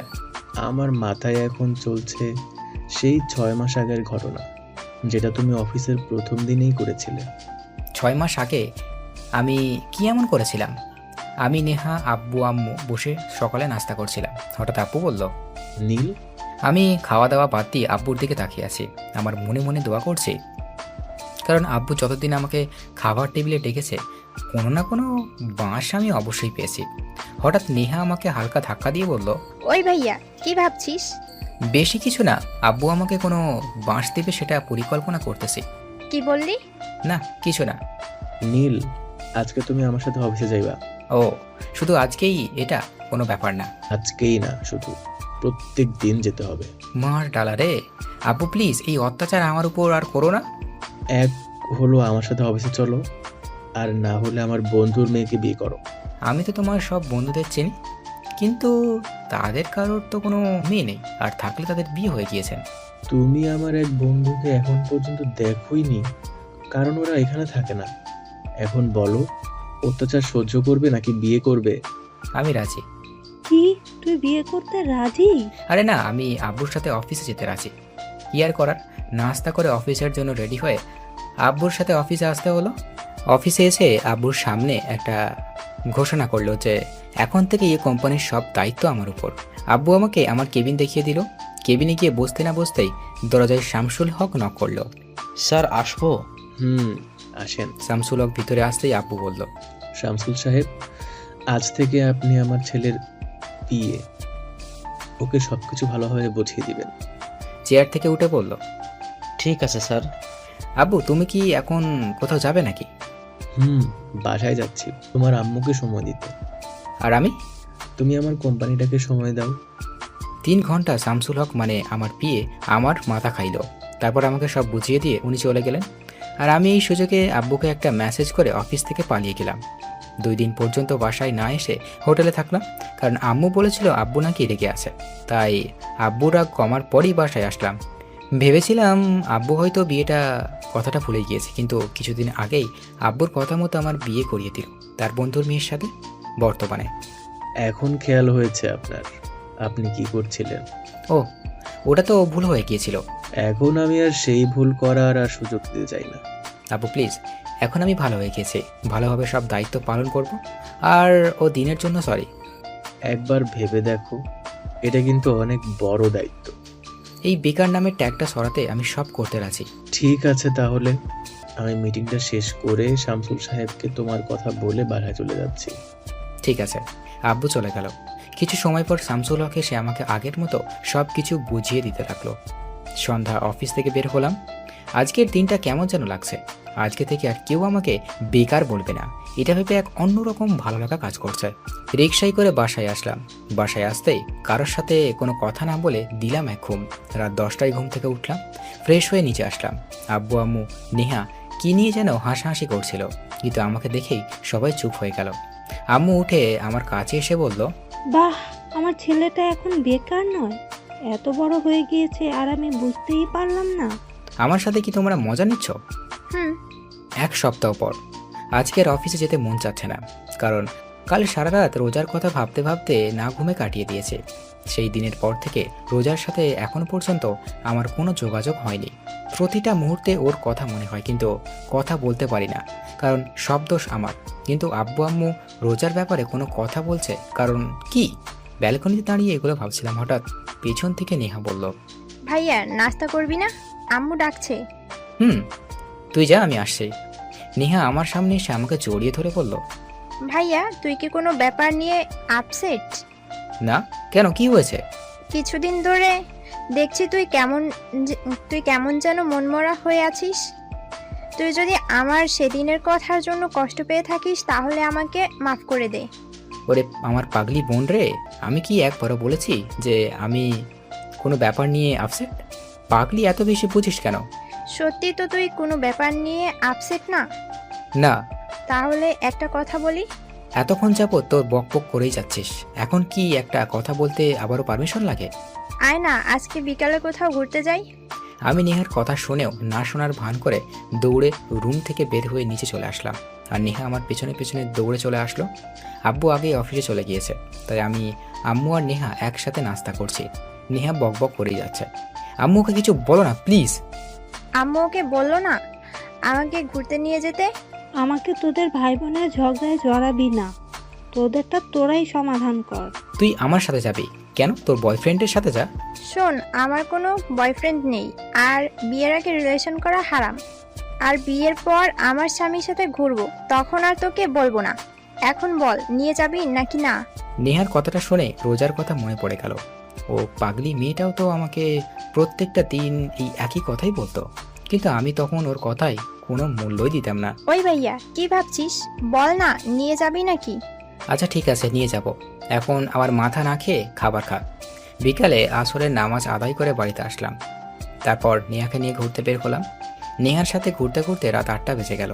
হঠাৎ নেহা বলল, ভাইয়া অনেক ক্ষুধা লেগেছে, রেস্টুরেন্টে চল। ঠিক আছে চল।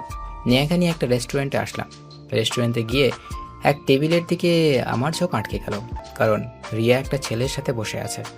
আমি নেহাকে নিয়ে অন্য পাশে গিয়ে দূরে এসে রিয়াদের পেছনের টেবিলে বসলাম। এখান থেকে ওদের কথা স্পষ্ট শোনা যাচ্ছে। আমি নেহাকে বললাম খাবার অর্ডার করতে। হঠাৎ রিয়া যা বলল তা শোনার জন্য মোটেও প্রস্তুত ছিলাম না, কারণ আবির, তুমি আমাকে কবে বিয়ে করবে? দেখো রিয়া, আমাকে আর কিছুদিন সময় দাও, আমি একটু টেনশনে আছি। দেখো আবির, আমাকে ধোকা দিও না, কারণ আমার পেটে আমাদের দুজনের সন্তান। প্লিজ, যা করার তাড়াতাড়ি করো। রিয়ার কথা শুনে আমার মাথায় বাজ পড়ল। এই মেয়ের জন্য আমি রোজাকে এখনো পর্যন্ত আমার বউ হিসাবে গণ্য করলাম না, আর ওর জন্য রোজাকে এত ভালোবাসি, পরেও ওকে বলতে তো পারলাম না যে আমি তোমাকে ভালোবাসি রোজা। মনটা চাচ্ছে এই মেয়েটিকে কষে কয়েকটা থাপ্পড়। তারপরেও রাগটা চেপে রাখলাম। শুধু নেহার জন্য খাবার অর্ডার করলাম, আর আমার পেট রিয়ার কথা শুনেই বেড়ে গেছে। কিন্তু সময় পর নেহাকে নিয়ে বাসায় চলে আসলাম। বাসায় আসতেই সোজা আমার রুমে চলে আসলাম। মাথায় প্রচুর গরম হয়ে গেছে, মন চাচ্ছে কোনো খুন করে ফেলি। রাগ কমাতে না পেরে সোজা ওয়াশরুমে চলে এসে শাওয়ার ছেড়ে ভিজতে লাগলাম। আধা ঘন্টা যাবৎ ভেজার পরেও মাথা ঠান্ডা হচ্ছে না, আর রাগ কন্ট্রোল করতে না পেরে সোজা দেওয়ালে 4-5টা ঘুষি মারলাম। হাতের প্রচণ্ড ব্যথায় কিছুটা ঠান্ডা হয়েছে। খানিকটা ভেজার পর ওয়াশরুম থেকে বের হয়ে আসলাম। বাম হাতটা প্রচণ্ড ব্যথা করছে, কিন্তু মনের কষ্টের কাছে এই হাতের ব্যথা কিছুই না। হঠাৎ মনে হলো রুমে এসে আমি তো পকেট থেকে মোবাইল, মানিব্যাগ কিছুই বের করিনি। মাথাটা আবার নষ্ট হয়ে গেল। প্রচুর জিদ নিয়ে পকেট থেকে মোবাইলটা বের করলাম। মোবাইলটা হাতে নিয়ে দেখি একেবারে ভিজে গিয়েছে। মানে আল্লাহর নাম নিতে নিতে পাওয়ার বাটন ক্লিক করতেই দেখলাম মোবাইল এখনও পর্যন্ত বেঁচে আছে। মানে মোবাইলের ওয়াটারপ্রুফ ছিল তো, তাই কিছু হয়নি। জামা কাপড় চেঞ্জ করে মোবাইলটা হাতে নিয়ে রোজাকে কল করলাম, কিন্তু আমার যেই সুন্দর ভাগ্য, মন চাচ্ছে মোবাইলটাকে সুন্দরভাবে শরীরের প্রচণ্ড শক্তি দিয়ে ফ্লোরে এমনভাবে ছুঁড়ে মারি যেন শালা টুকরো টুকরো হয়ে যায়। এত বড় কোম্পানির মালিক, অথচ আমার মোবাইলের ব্যালেন্স শেষ। এক বালতি কষ্ট নিয়ে নেহা রুমে আসলাম। নেহা, তোর মোবাইলটা একটু দে তো। কেন? একটু দরকার আছে। নেহার কোনো কথা না বলে মোবাইলটা আমার দিকে বাড়িয়ে দিল। রোজার নাম্বারে 5 থেকে 6 বার কল করলাম, কিন্তু ওর মোবাইল বন্ধ বলছে। শেষমেশ আর কোনো উপায় না পেয়ে আব্বু আম্মু রুমে চলে এলাম। আম্মু, আসবো? আমি বলেছি না আমাদের রুমে আসতে পারমিশন নেওয়ার প্রয়োজন নেই। আচ্ছা সরি। তো নবাবজাদা কি বলার জন্য আমাদের কাছে এসেছেন? আব্বু, আমি কালকে রোজাদের বাড়িতে যেতে চাই। আব্বু আম্মুর চোখ বড় বড় করে আমার দিকে তাকিয়ে আছে। কি হলো, তোমরা এইভাবে আমার দিকে তাকিয়ে আছো কেন? আব্বু আম্মু একসাথে বলল, না কিছু না। ঠিক আছে। একটা প্রবলেম আছে। কি প্রবলেম? আমি তো রোজাদের বাসা চিনি না। ও ঠিক আছে, আমি তোমাকে অ্যাড্রেস সেন্ড করে দিব না। ঠিক আছে। আব্বু আম্মু রুম থেকে বের হয়ে রুমে চলে আসলাম। মাথাটা প্রচণ্ড ব্যথা করছিল, তাই ঘুমিয়ে পড়লাম। সকালে ঘুম থেকে উঠে বাম হাতের দিকে তাকিয়ে দেখলাম হাতটা কিছুটা ফুলে গিয়েছে। তারপর ব্যথাটাকে হজম করে নিয়ে ফ্রেশ হয়ে নাস্তা করে সবার সাথে বিদায় নিয়ে রওনা দিলাম নারায়ণগঞ্জ টু খুলনার উদ্দেশ্যে। সকাল 11টা, ড্রাইভ করছিলাম। হঠাৎ মোবাইলে রিয়ার কল আসলো। প্রচুর বিরক্তি নিয়ে ওর কলটা কেটে দিলাম। এক এক করে 6 বার কল করলো, আর 6 বারই আমি ওর কলটা কেটে দিলাম। হঠাৎ আবার ও কল দিল। এইবার ওর কলটা রিসিভ করলাম। রিসিভ করতে রিয়া বলল, হ্যালো, শোনো না, প্লিজ কল কেটে দিও না। প্লিজ আমার কথাটা একবার শোনো। বলো। নীল, কালকে আমি তোমাকে রেস্টুরেন্টে দেখেছিলাম, আর এটাও জানি তুমি আমার আর আবিরের সব কথা শুনেছো। আমি তোমাকে একটা কথা বলতে চাই। আমি তোমাকে আসলেই অনেক ভালোবাসতাম, কিন্তু 1 বছর আগে আমার বোনের বিয়েতে আবিরের সাথে আমার প্রথম দেখা হয়। তারপর ওর সাথে কথা বলতে বলতে ওকে অনেক ভালোবেসে ফেলি। কাল রাতে আবির ওর বাবা মা আর আমার বাবা মার সাথে আমাদের সম্পর্কের কথা বলে, আর তারাও রাজি হয়ে যায় আমার আর আবিরের বিয়ের জন্য। আর কিছুদিন পর আমাদের বিয়ে। প্লিজ নীল, আমাকে মাফ করে দিও, আমাকে ভুলে যেও। আমি জানি তুমি আমাকে অনেক ভালোবাসো। রিয়া, 1 মাস আগে আমার বিয়ে হয়ে গিয়েছে। আমার কথা শুনেই রিয়া একদম চুপ হয়ে গেল। কোনো আওয়াজ হচ্ছে না। আমি আর কিছু না বলে কলটা কেটে দিলাম। প্রায় 10 ঘন্টা জার্নি করে অবশেষে খুলনা পৌঁছালাম। সন্ধ্যা 6টা। রোজাদের বাড়ির সামনে এসে দাঁড়িয়ে আছে। ভেতরে ঢুকতে কেমন যেন ভয় লাগছে। বেশি কিছু না ভেবে কলিং বেল ফাঁসালাম। কিছু সময় পর রোজা এসে দরজা খুলে দিল। রোজা আমাকে দেখেই ভূত দেখার মতো চমকে উঠল। আর আমি রোজাকে দেখে একটু অবাক হলাম, কারণ ওর চেহারা একেবারে শুকিয়ে গেছে। কি হলো, এমনভাবে তাকিয়ে আছো কেন? তুই এখানে কেন? আমি এখানে কেন মানে? রোজা যেই কিছু বলতে যাবে তার আগেই ভিতর থেকে রোজার আব্বু বলে উঠল। রোজা মা কে এসেছে? রোজা কিছু বলতে যাবে তার আগেই আমি রোজাকে পাশ কাটিয়ে ভিতরে চলে আসলাম, কারণ রোজা হয়তো এই জনমে আমাকে বাসার ভিতরে ঢুকতে দিল না। রোজা আমার পিছন পিছন আসছে আর আমার 14 গোষ্ঠী উদ্ধার করছে। হল রুমে এসে দেখলাম রোজার আব্বু আম্মু সোফায় বসে আছে। রোজার বাবা আমাকে দেখেই বলতো, আরে বাবা নীল, কেমন আছো? আসসালামু আলাইকুম আঙ্কেল আন্টি। আমি ভালো আছি, আপনারা কেমন আছেন? ওয়ালাইকুম আসসালাম। আমরাও ভালো আছি। তো আমার মেয়েটাকে এতদিন আগে পাঠিয়ে দিয়ে তুমি এত লেট করে আসলে কেন? সরি আন্টি, আসলে একটু কাজ ছিল, তাই আসতে একটু দেরি হয়ে গিয়েছে। আরে ছেলেটা মাত্র আসলো, ওকে একটু রেস্ট করতে দাও। ঠিক আছে রোজা, মা যা নীলকে রুমে নিয়ে যা। রোজা আমার পেছনে দাঁড়িয়েছিল। পেছন ঘুরে রোজার দিকে তাকিয়ে আমি ভয় পেয়ে গেলাম, কারণ ও ভ্রু কুঁচকে আমার দিকে তাকিয়ে আছে। ওর আম্মুর কথা শুনেই আমার কাছে এসে রাগী লুক নিয়ে বলল, ঠিক আছে আম্মু, আমার পেছন পেছন আসেন। রোজার সামনে সামনে হাঁটতে লাগলো আর আমি ওর পেছন পেছনে আল্লাহর নাম নিয়ে হাঁটতে লাগলাম। না জানি এই মেয়ে আবার কি অবস্থা করে। যেই লুক নিয়ে তাকিয়েছিল, না জানি কি হয়। কিছু সময় পর রোজা একটা রুমের ভিতর ঢুকলো। আমি রুমের ভিতর ঢুকতেই রোজা আমাকে ধাক্কা মেরে ফ্লোরে ফেলে দিল। ওহ মা গো! চুপ, একদম চুপ, চিৎকার দিবি না। চিৎকার করলে একেবারে মেরে ফেলবো। আর এইদিকে আমার অবস্থা গলা কাটা মুরগির মতো, কারণ ফ্লোরে পড়ার সময় আমার বাম হাত কোমরের নিচে ছিল আর ফ্লোরে পড়তেই অবস্থা টাইট। হঠাৎ রোজা খেয়াল করলো আমার চোখ দিয়ে পানি পড়ছে। তারপর ও আমাকে না ছেড়ে আমার বুকের উপর বসে 2 হাত দিয়ে আমার গলা টিপে ধরলো। আমি না পারছি কিছু বলতে আর না পারছি সহ্য করতে। হঠাৎ রোজা বলতে লাগলো, তুই এখানে কেন এসেছিস? তোর সাথে আমার আর কোনো সম্পর্ক নেই। তুই এখনই এই বাসা থেকে বের হয়ে যাবি, না হলে তোকে একেবারে মেরে ফেলবো। যা তোর প্রেমিকার কাছে যা। এখানে এসেছিস কেন? কথাগুলো বলতে বলতে রোজা নিজেই কেঁদে ফেলল। রোজার অবস্থা দেখে বুঝতে পারলাম ও প্রচুর অভিমান করেছে, সাথে রাগও। ও এখনো পর্যন্ত আমার গলা টিপে দিয়েই রেখেছে। এখন আমার দম প্রায় বন্ধ হয়ে আসছে। হঠাৎ রোজা আমাকে ছেড়ে দিয়ে আমার উপর থেকে উঠে ব্যালকনিতে চলে গেল। হয়তো ওর চোখের পানি লুকোনোর চেষ্টা করছে। রোজা আমাকে ছেড়ে দিতেই আমি গলা ধরে কাশতে লাগলাম, আর হাতের ব্যথা বলার মতো না। কিছু সময় পর আমি উঠে ব্যালকনিতে দিকে গেলাম। ব্যালকনিতে আসতেই দেখলাম ও ফ্লোরে বসে কান্না করছে। আমি রোজার কাঁধে হাত রাখতেই ও কিছুটা কেঁপে উঠল। সরি। তোর সরির খেতায় আগুন, হাত সরা আমার শরীর থেকে। রোজা উঠে রুম থেকে বাইরে চলে গেল। বুঝতে পারলাম ও প্রচুর অভিমান করে আছে। এত সহজে ওর এই অভিমান ভাঙা সম্ভব না। আমি ব্যালকনিতে আর না থেকে রুমে চলে আসলাম। এতক্ষণ যাবৎ আমি রোজার রুমে ভালোভাবে তাকাইনি। রোজার রুমটা দেখে বেশ অবাক হলাম। ওর রুমটা পুরো গোছানো, সব কিছু সুন্দর করে সাজানো হয়েছে। কিন্তু আমার অবাক হওয়ার কারণ এটা না। আমার অবাক হওয়ার কারণ হচ্ছে বাম পাশের পুরো দেওয়ালে রোজা আর আমার মেয়ের ছবি লাগানো। মেয়েটা রোজার থেকে কিছুটা বেশি সুন্দরী আর মায়াবীও।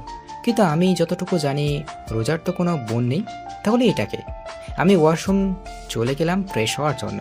কিছু সময় হাতের কবজি পানিতে ভিজিয়ে রাখলাম, কারণ আগের তুলনায় এখন আরও বেশি ফুলে গিয়েছে। কিছু সময় পর ফ্রেশ হয়ে ওয়াশরুম থেকে বের হলাম। বের হতেই দেখলাম রোজা খাটে বসতে নাস্তা করছে।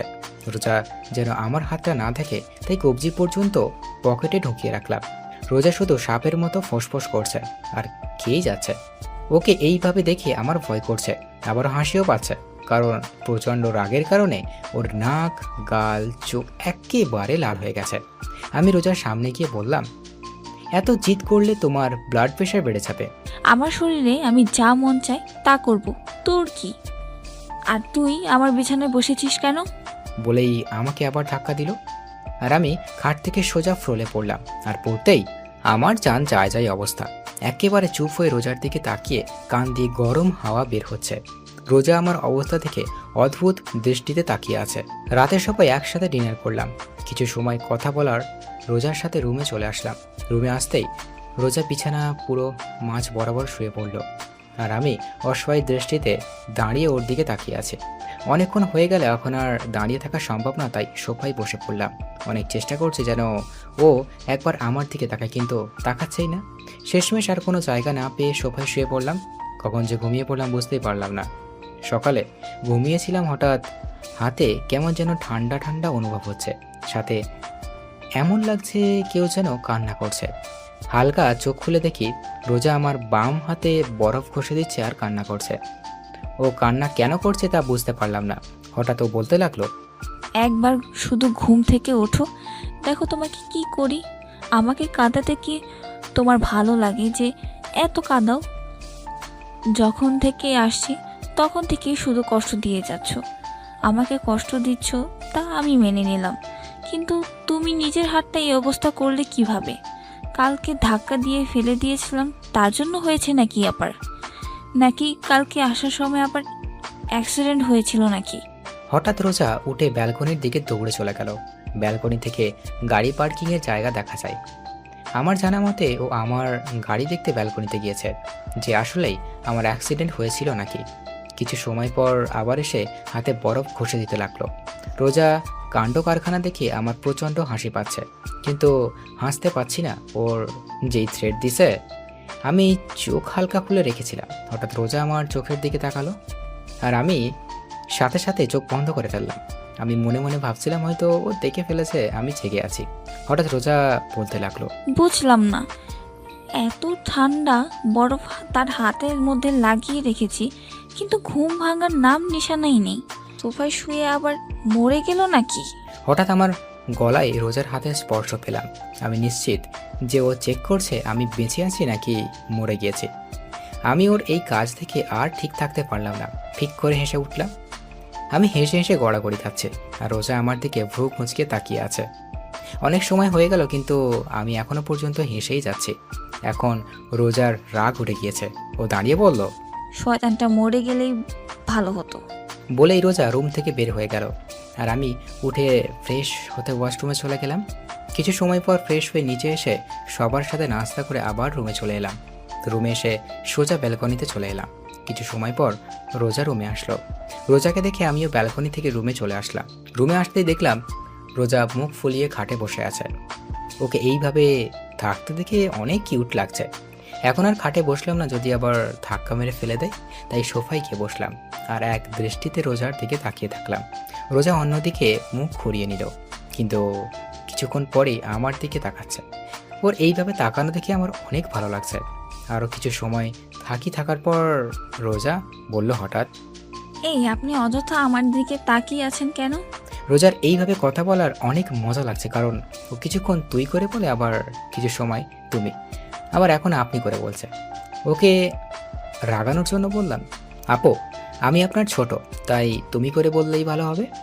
ব্যাস, কাজ হয়ে গিয়েছে। রোজা তো তেলে বেগুনে চলে উঠল। ওই আপু কাকে বললা? হ্যাঁ, তোমাকে আর কাকে বলবো, এখানে তো আর কেউ নেই। আজকে তোকে ছাড়বো না। বলেই খাট থেকে নেমে এসে আমার সামনে দাঁড়িয়ে আমার টি শার্টের কলার ধরে টেনে তুলে বলল, আমি তোর বোন লাগি কুত্তা? বউকে বোন বলতে তোর লজ্জা করে না? কিন্তু আমার বউ তো আমাকে ভালোবাসে না। কে বলেছে আমি তোকে ভালোবাসি না? আমি তোকে অনেক ভালোবাসি। সত্যি। রোজা লজ্জায় লাল হয়ে গেল, আমার থেকে সরে গিয়ে ব্যালকনিতে চলে গেল। আমি রোজার পেছনে পেছনে ব্যালকনিতে চলে আসলাম। রোজা এক মনে আকাশের দিকে তাকিয়ে আছে। আমি রোজার পাশে দাঁড়িয়ে বললাম, সরি। কেন? আপু বলার জন্য। রোজা কিছু বলল না। আচ্ছা তোমাকে একটা প্রশ্ন করি, দেওয়ালে তোমার সাথে যেই মেয়েটার ছবি, সেই মেয়েটাকে? আমার বেস্ট ফ্রেন্ড ফারিয়া। ও, ও আর বেঁচে নেই। কি? কেন, কি হয়েছিল? রোজা যা বলল তার জন্য মোটেও প্রস্তুত ছিলাম না, কারণ ওকে কিছু লোক ধর্ষণ করে মেরে ফেলেছে। হোয়াট? 6 বছর আগে? একদিন আমি, ফারিয়া, রুহি আর মিম কলেজ থেকে বাসার দিকে ফিরছিলাম। সেদিন ফারিয়া বার্থডে ছিল, তাই আমরা বললাম আজকে একটু ঘুরে তারপর বাসা যাব। আর আমরা তাই করলাম। 4 জন একসাথে রাস্তায় হাঁটতে লাগলাম, আর এইদিকে আর একে অপরকে পচাতে লাগলাম। রাস্তায় একটু নিরিবিলি ছিল, তত একটা মানুষ ছিল না। হঠাৎ ফারিয়া বলল, দোস্ত, তোরা আইসক্রিম খাবি? খাবো তো, একটা শর্ত আছে। কি? তোর টাকা দিয়ে খাওয়াতে হবে।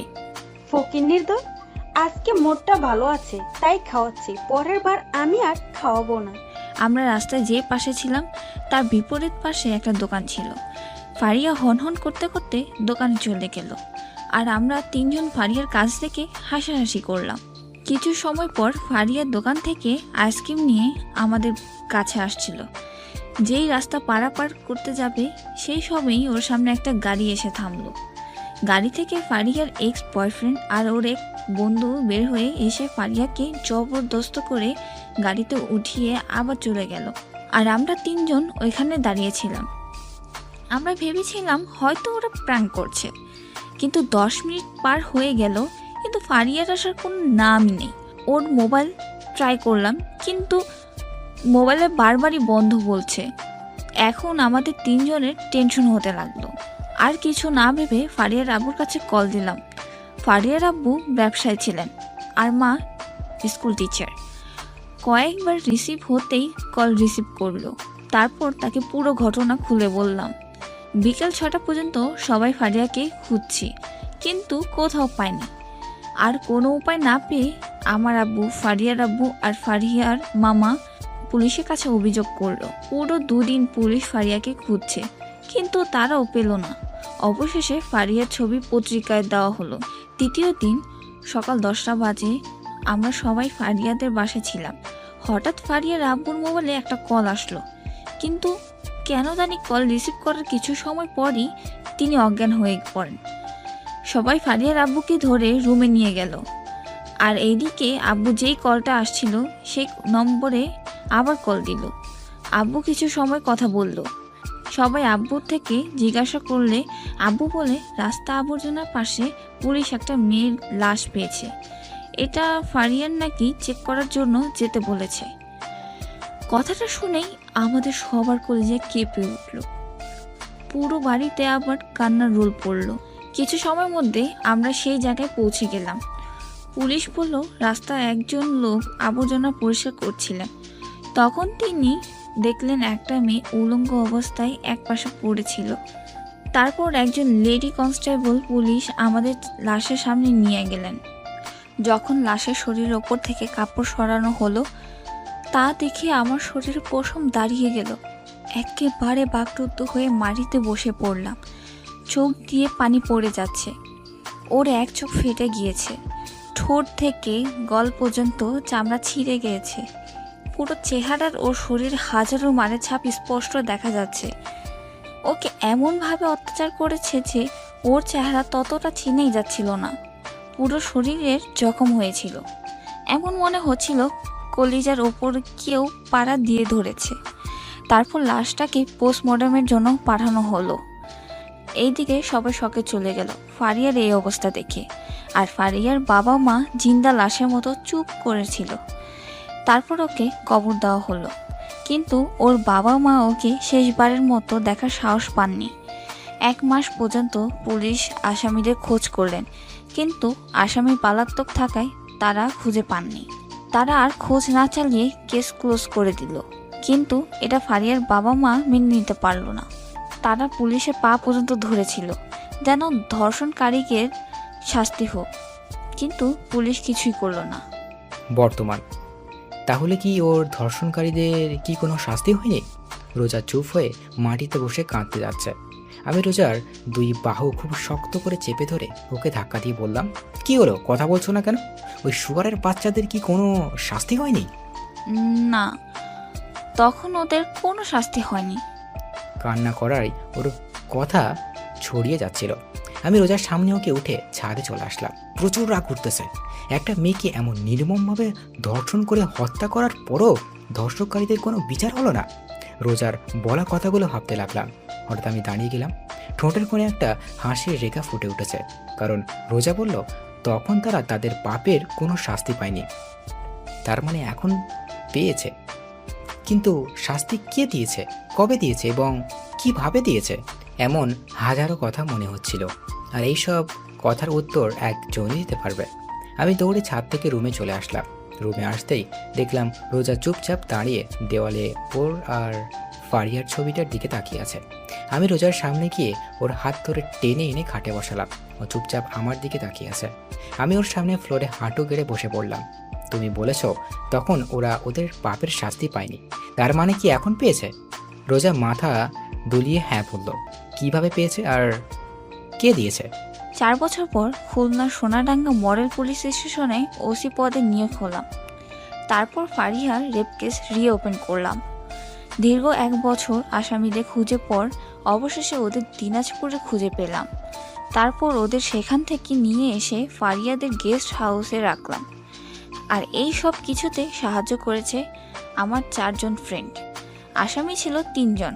ওদের 2 ঘন্টা যাবৎ 3rd ডিগ্রি টর্চার করার পর ওরা সত্য কথা বলে দিয়েছিল যে ওরা 2 দিন একটানা ফারিয়াকে ধর্ষণ করেছিল। তারপর ওকে মেরে রাতে আবর্জনার কাছে ফেলে দিয়ে ওরা পালিয়ে যায়। লাগাতার 4 দিন ওদের টর্চার করা হলো। টর্চার করার সময় ওরা শুধু ওদের মেরে ফেলার জন্য অনুরোধ করত। তারপরের দিন কোর্টে ওরা যে ফারিয়ার রেপ করেছে তা এভিডেন্স পাঠিয়ে দিলাম। কোর্ট থেকে ওদের মৃত্যুদণ্ডের আদেশ আসে। তারপর মাঝ রাস্তায় সবার সামনে ওদের ক্রস ফায়ার করে মেরে ফেলা হয়, যেন পরের বার আর কোনো মেয়ের ধর্ষণ করার কথা কেউ ভাবতেও না পারে। তো ফারিয়ার বাবা মা খুশি হয়নি যে তার মেয়ের ধর্ষণকারীদের শাস্তি হয়েছে?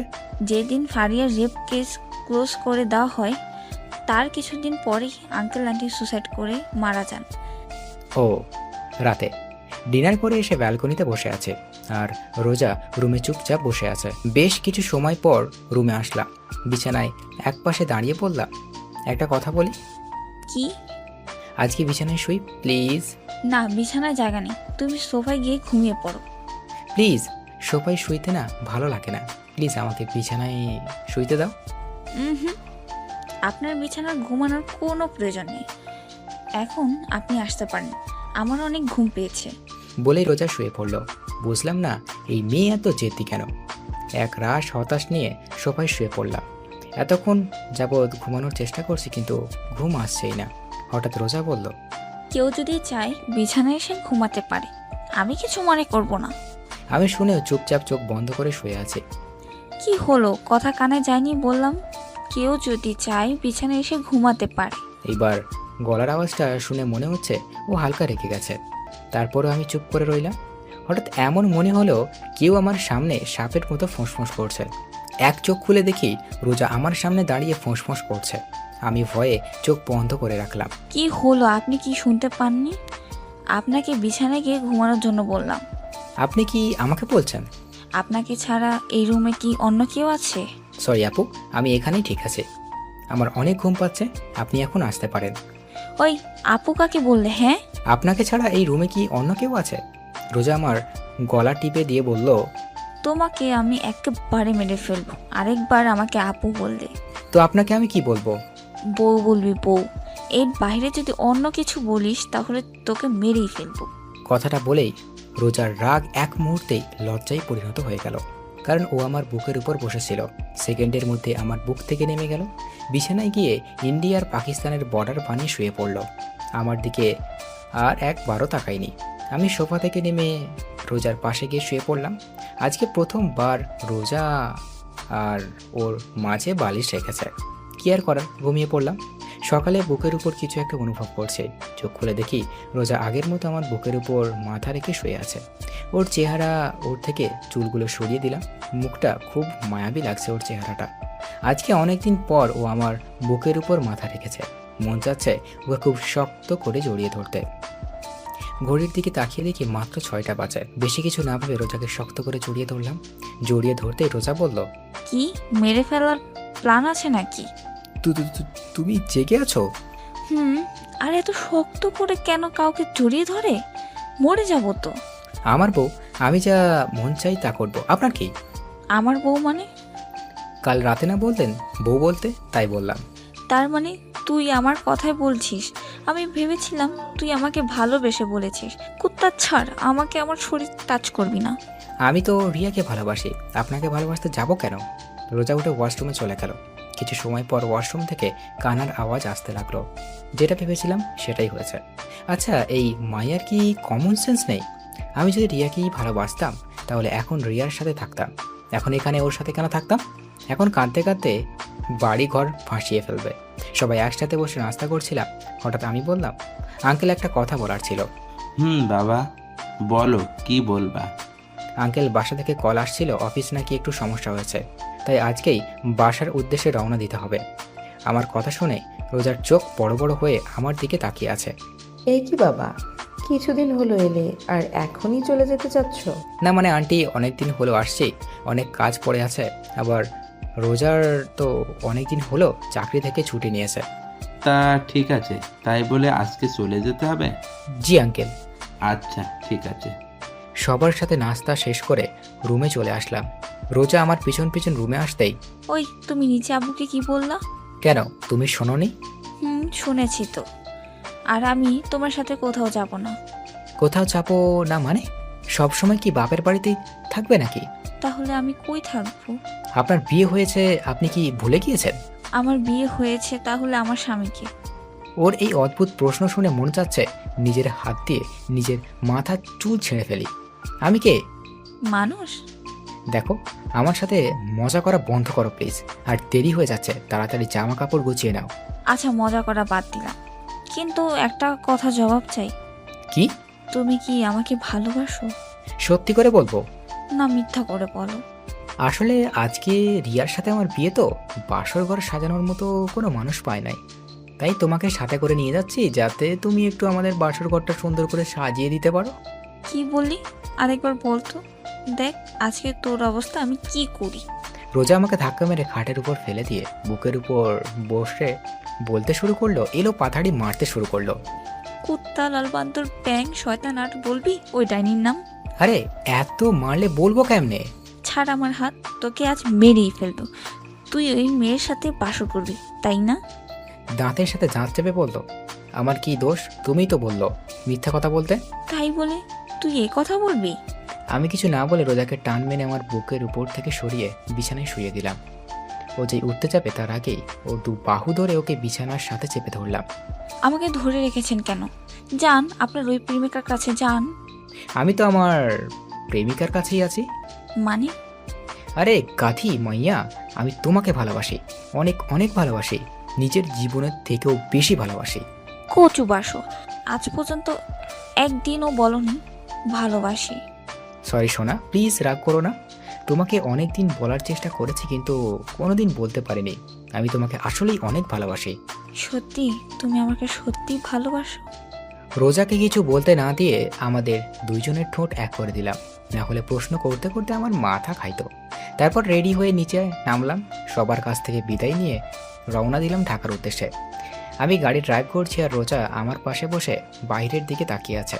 হঠাৎ রোজা আমার দিকে তাকিয়ে বলতে লাগলো, জানো আজকে আমি অনেক অনেক খুশি। ও যে আজকে অনেক খুশি সেটা ওর চোখ দেখেই বোঝা যাচ্ছে। কেন? কারণ এই ভিতর ডিম শেষমেশ আমাকে ভালোবাসি কথাটা বলতে পারলো। তুমি কি আমাকে ভিতর ডিম বললা? গাড়িতে কি আর কাউকে দেখতে পারছো? আমি কিছুই বললাম না, চুপচাপ ড্রাইভ করতে লাগলাম।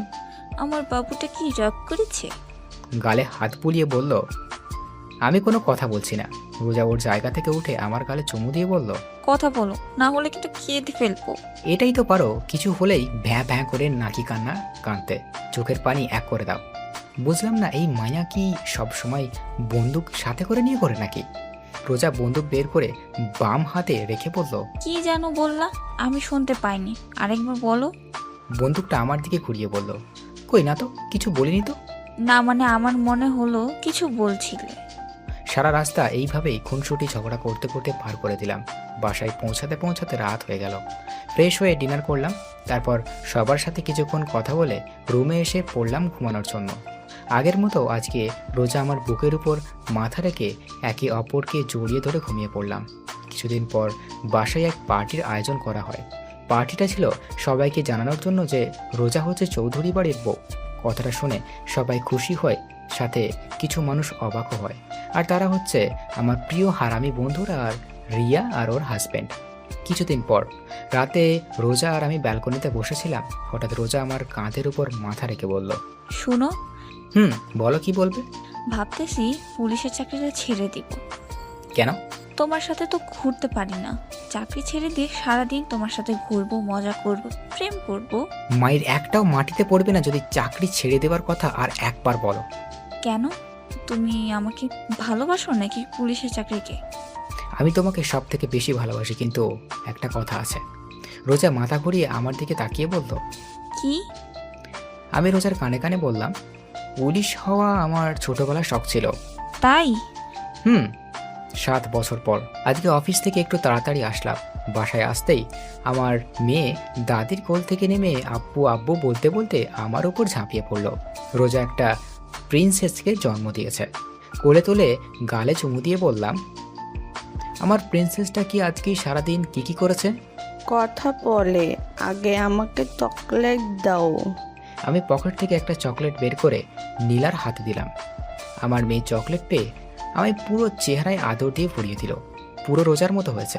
আমি নীলাকে নিয়ে রুমে এসে খাটে বসিয়ে বললাম, আম্মু তুমি তো বসে চকলেট খাও, আমি একটু ফ্রেশ হয়ে আসি। ঠিক আছে। নীলাকে খাটে বসিয়ে ফ্রেশ হতে গেলাম। অল্প কিছু সময়ের মধ্যে ফ্রেশ হয়ে ওয়াশরুম থেকে বের হয়ে এসে দেখি নীলা চকলেট খেতে খেতে 2 গালে মেখে ফেলেছে। আমি খাটে শুয়ে নীলাকে আমার বুকের উপরে বসিয়ে বললাম, প্রিন্সেস আজকে তোমার আম্মু আসতে একটু লেট করছে না? একটা জায়গা দিয়ে ভালোই হয়েছে। এখন তোমার আম্মু থাকলে আমার সাথে ঝগড়া করতো, কারণ তোমার আম্মুর জন্য চকলেট আনি নাই। আজকে আম্মুকে তোমাকে বলবো, গুলি করে তোর খুলি উলিয়ে দেব। নীলার কথা শুনে জোরে জোরে হাসতে লাগলাম। আসলেই রোজা যদি জানতো তাহলে আমাকে এই ডায়লগে দিত। দুইজনে হাসতে লাগলাম। হঠাৎ সাপের মতো ফোঁস আওয়াজ হতে লাগলো। আমরা দুইজন হাসি বন্ধ করে দরজার দিকে তাকিয়ে দেখি রোজা দাঁড়িয়ে আছে আর সাপের মতো ফোঁস করছে। নীলা চুপচাপ আমার কোল থেকে নেমে রোজার কাছে চলে গেল। রোজা ওকে কোলে তুলে নিয়ে ওর গালে চুমু দিয়ে বলল, আম্মু তোমার আব্বু কি আমার ব্যাপারে নিয়ে কথা বলছিল? নীলা মাথা তুলিয়ে হ্যাঁ বলল। আচ্ছা ঠিক আছে, তুমি নিচে দাদুর সাথে খেলা করো, যাও। নীলা কোল থেকে নেমে আমার দিকে তাকিয়ে একটা হাসি দিয়ে দৌড়ে রুম থেকে বের হয়ে গেল। রোজা দরজা লাগিয়ে আমার সামনে এসে বলল, কি বলছিলাম আমার নামে? কই কিছু বলিনি তো। আমি কিন্তু শুনেছি। সরি সোনা, আজকে তোমার জন্য চকলেট আনি নাই। সমস্যা নেই, 20টা কিস করলেই হয়ে যাবে। এর কম করলে হয় না? একটাও কম না। সমস্যা নেই, আমি রাজি আছি।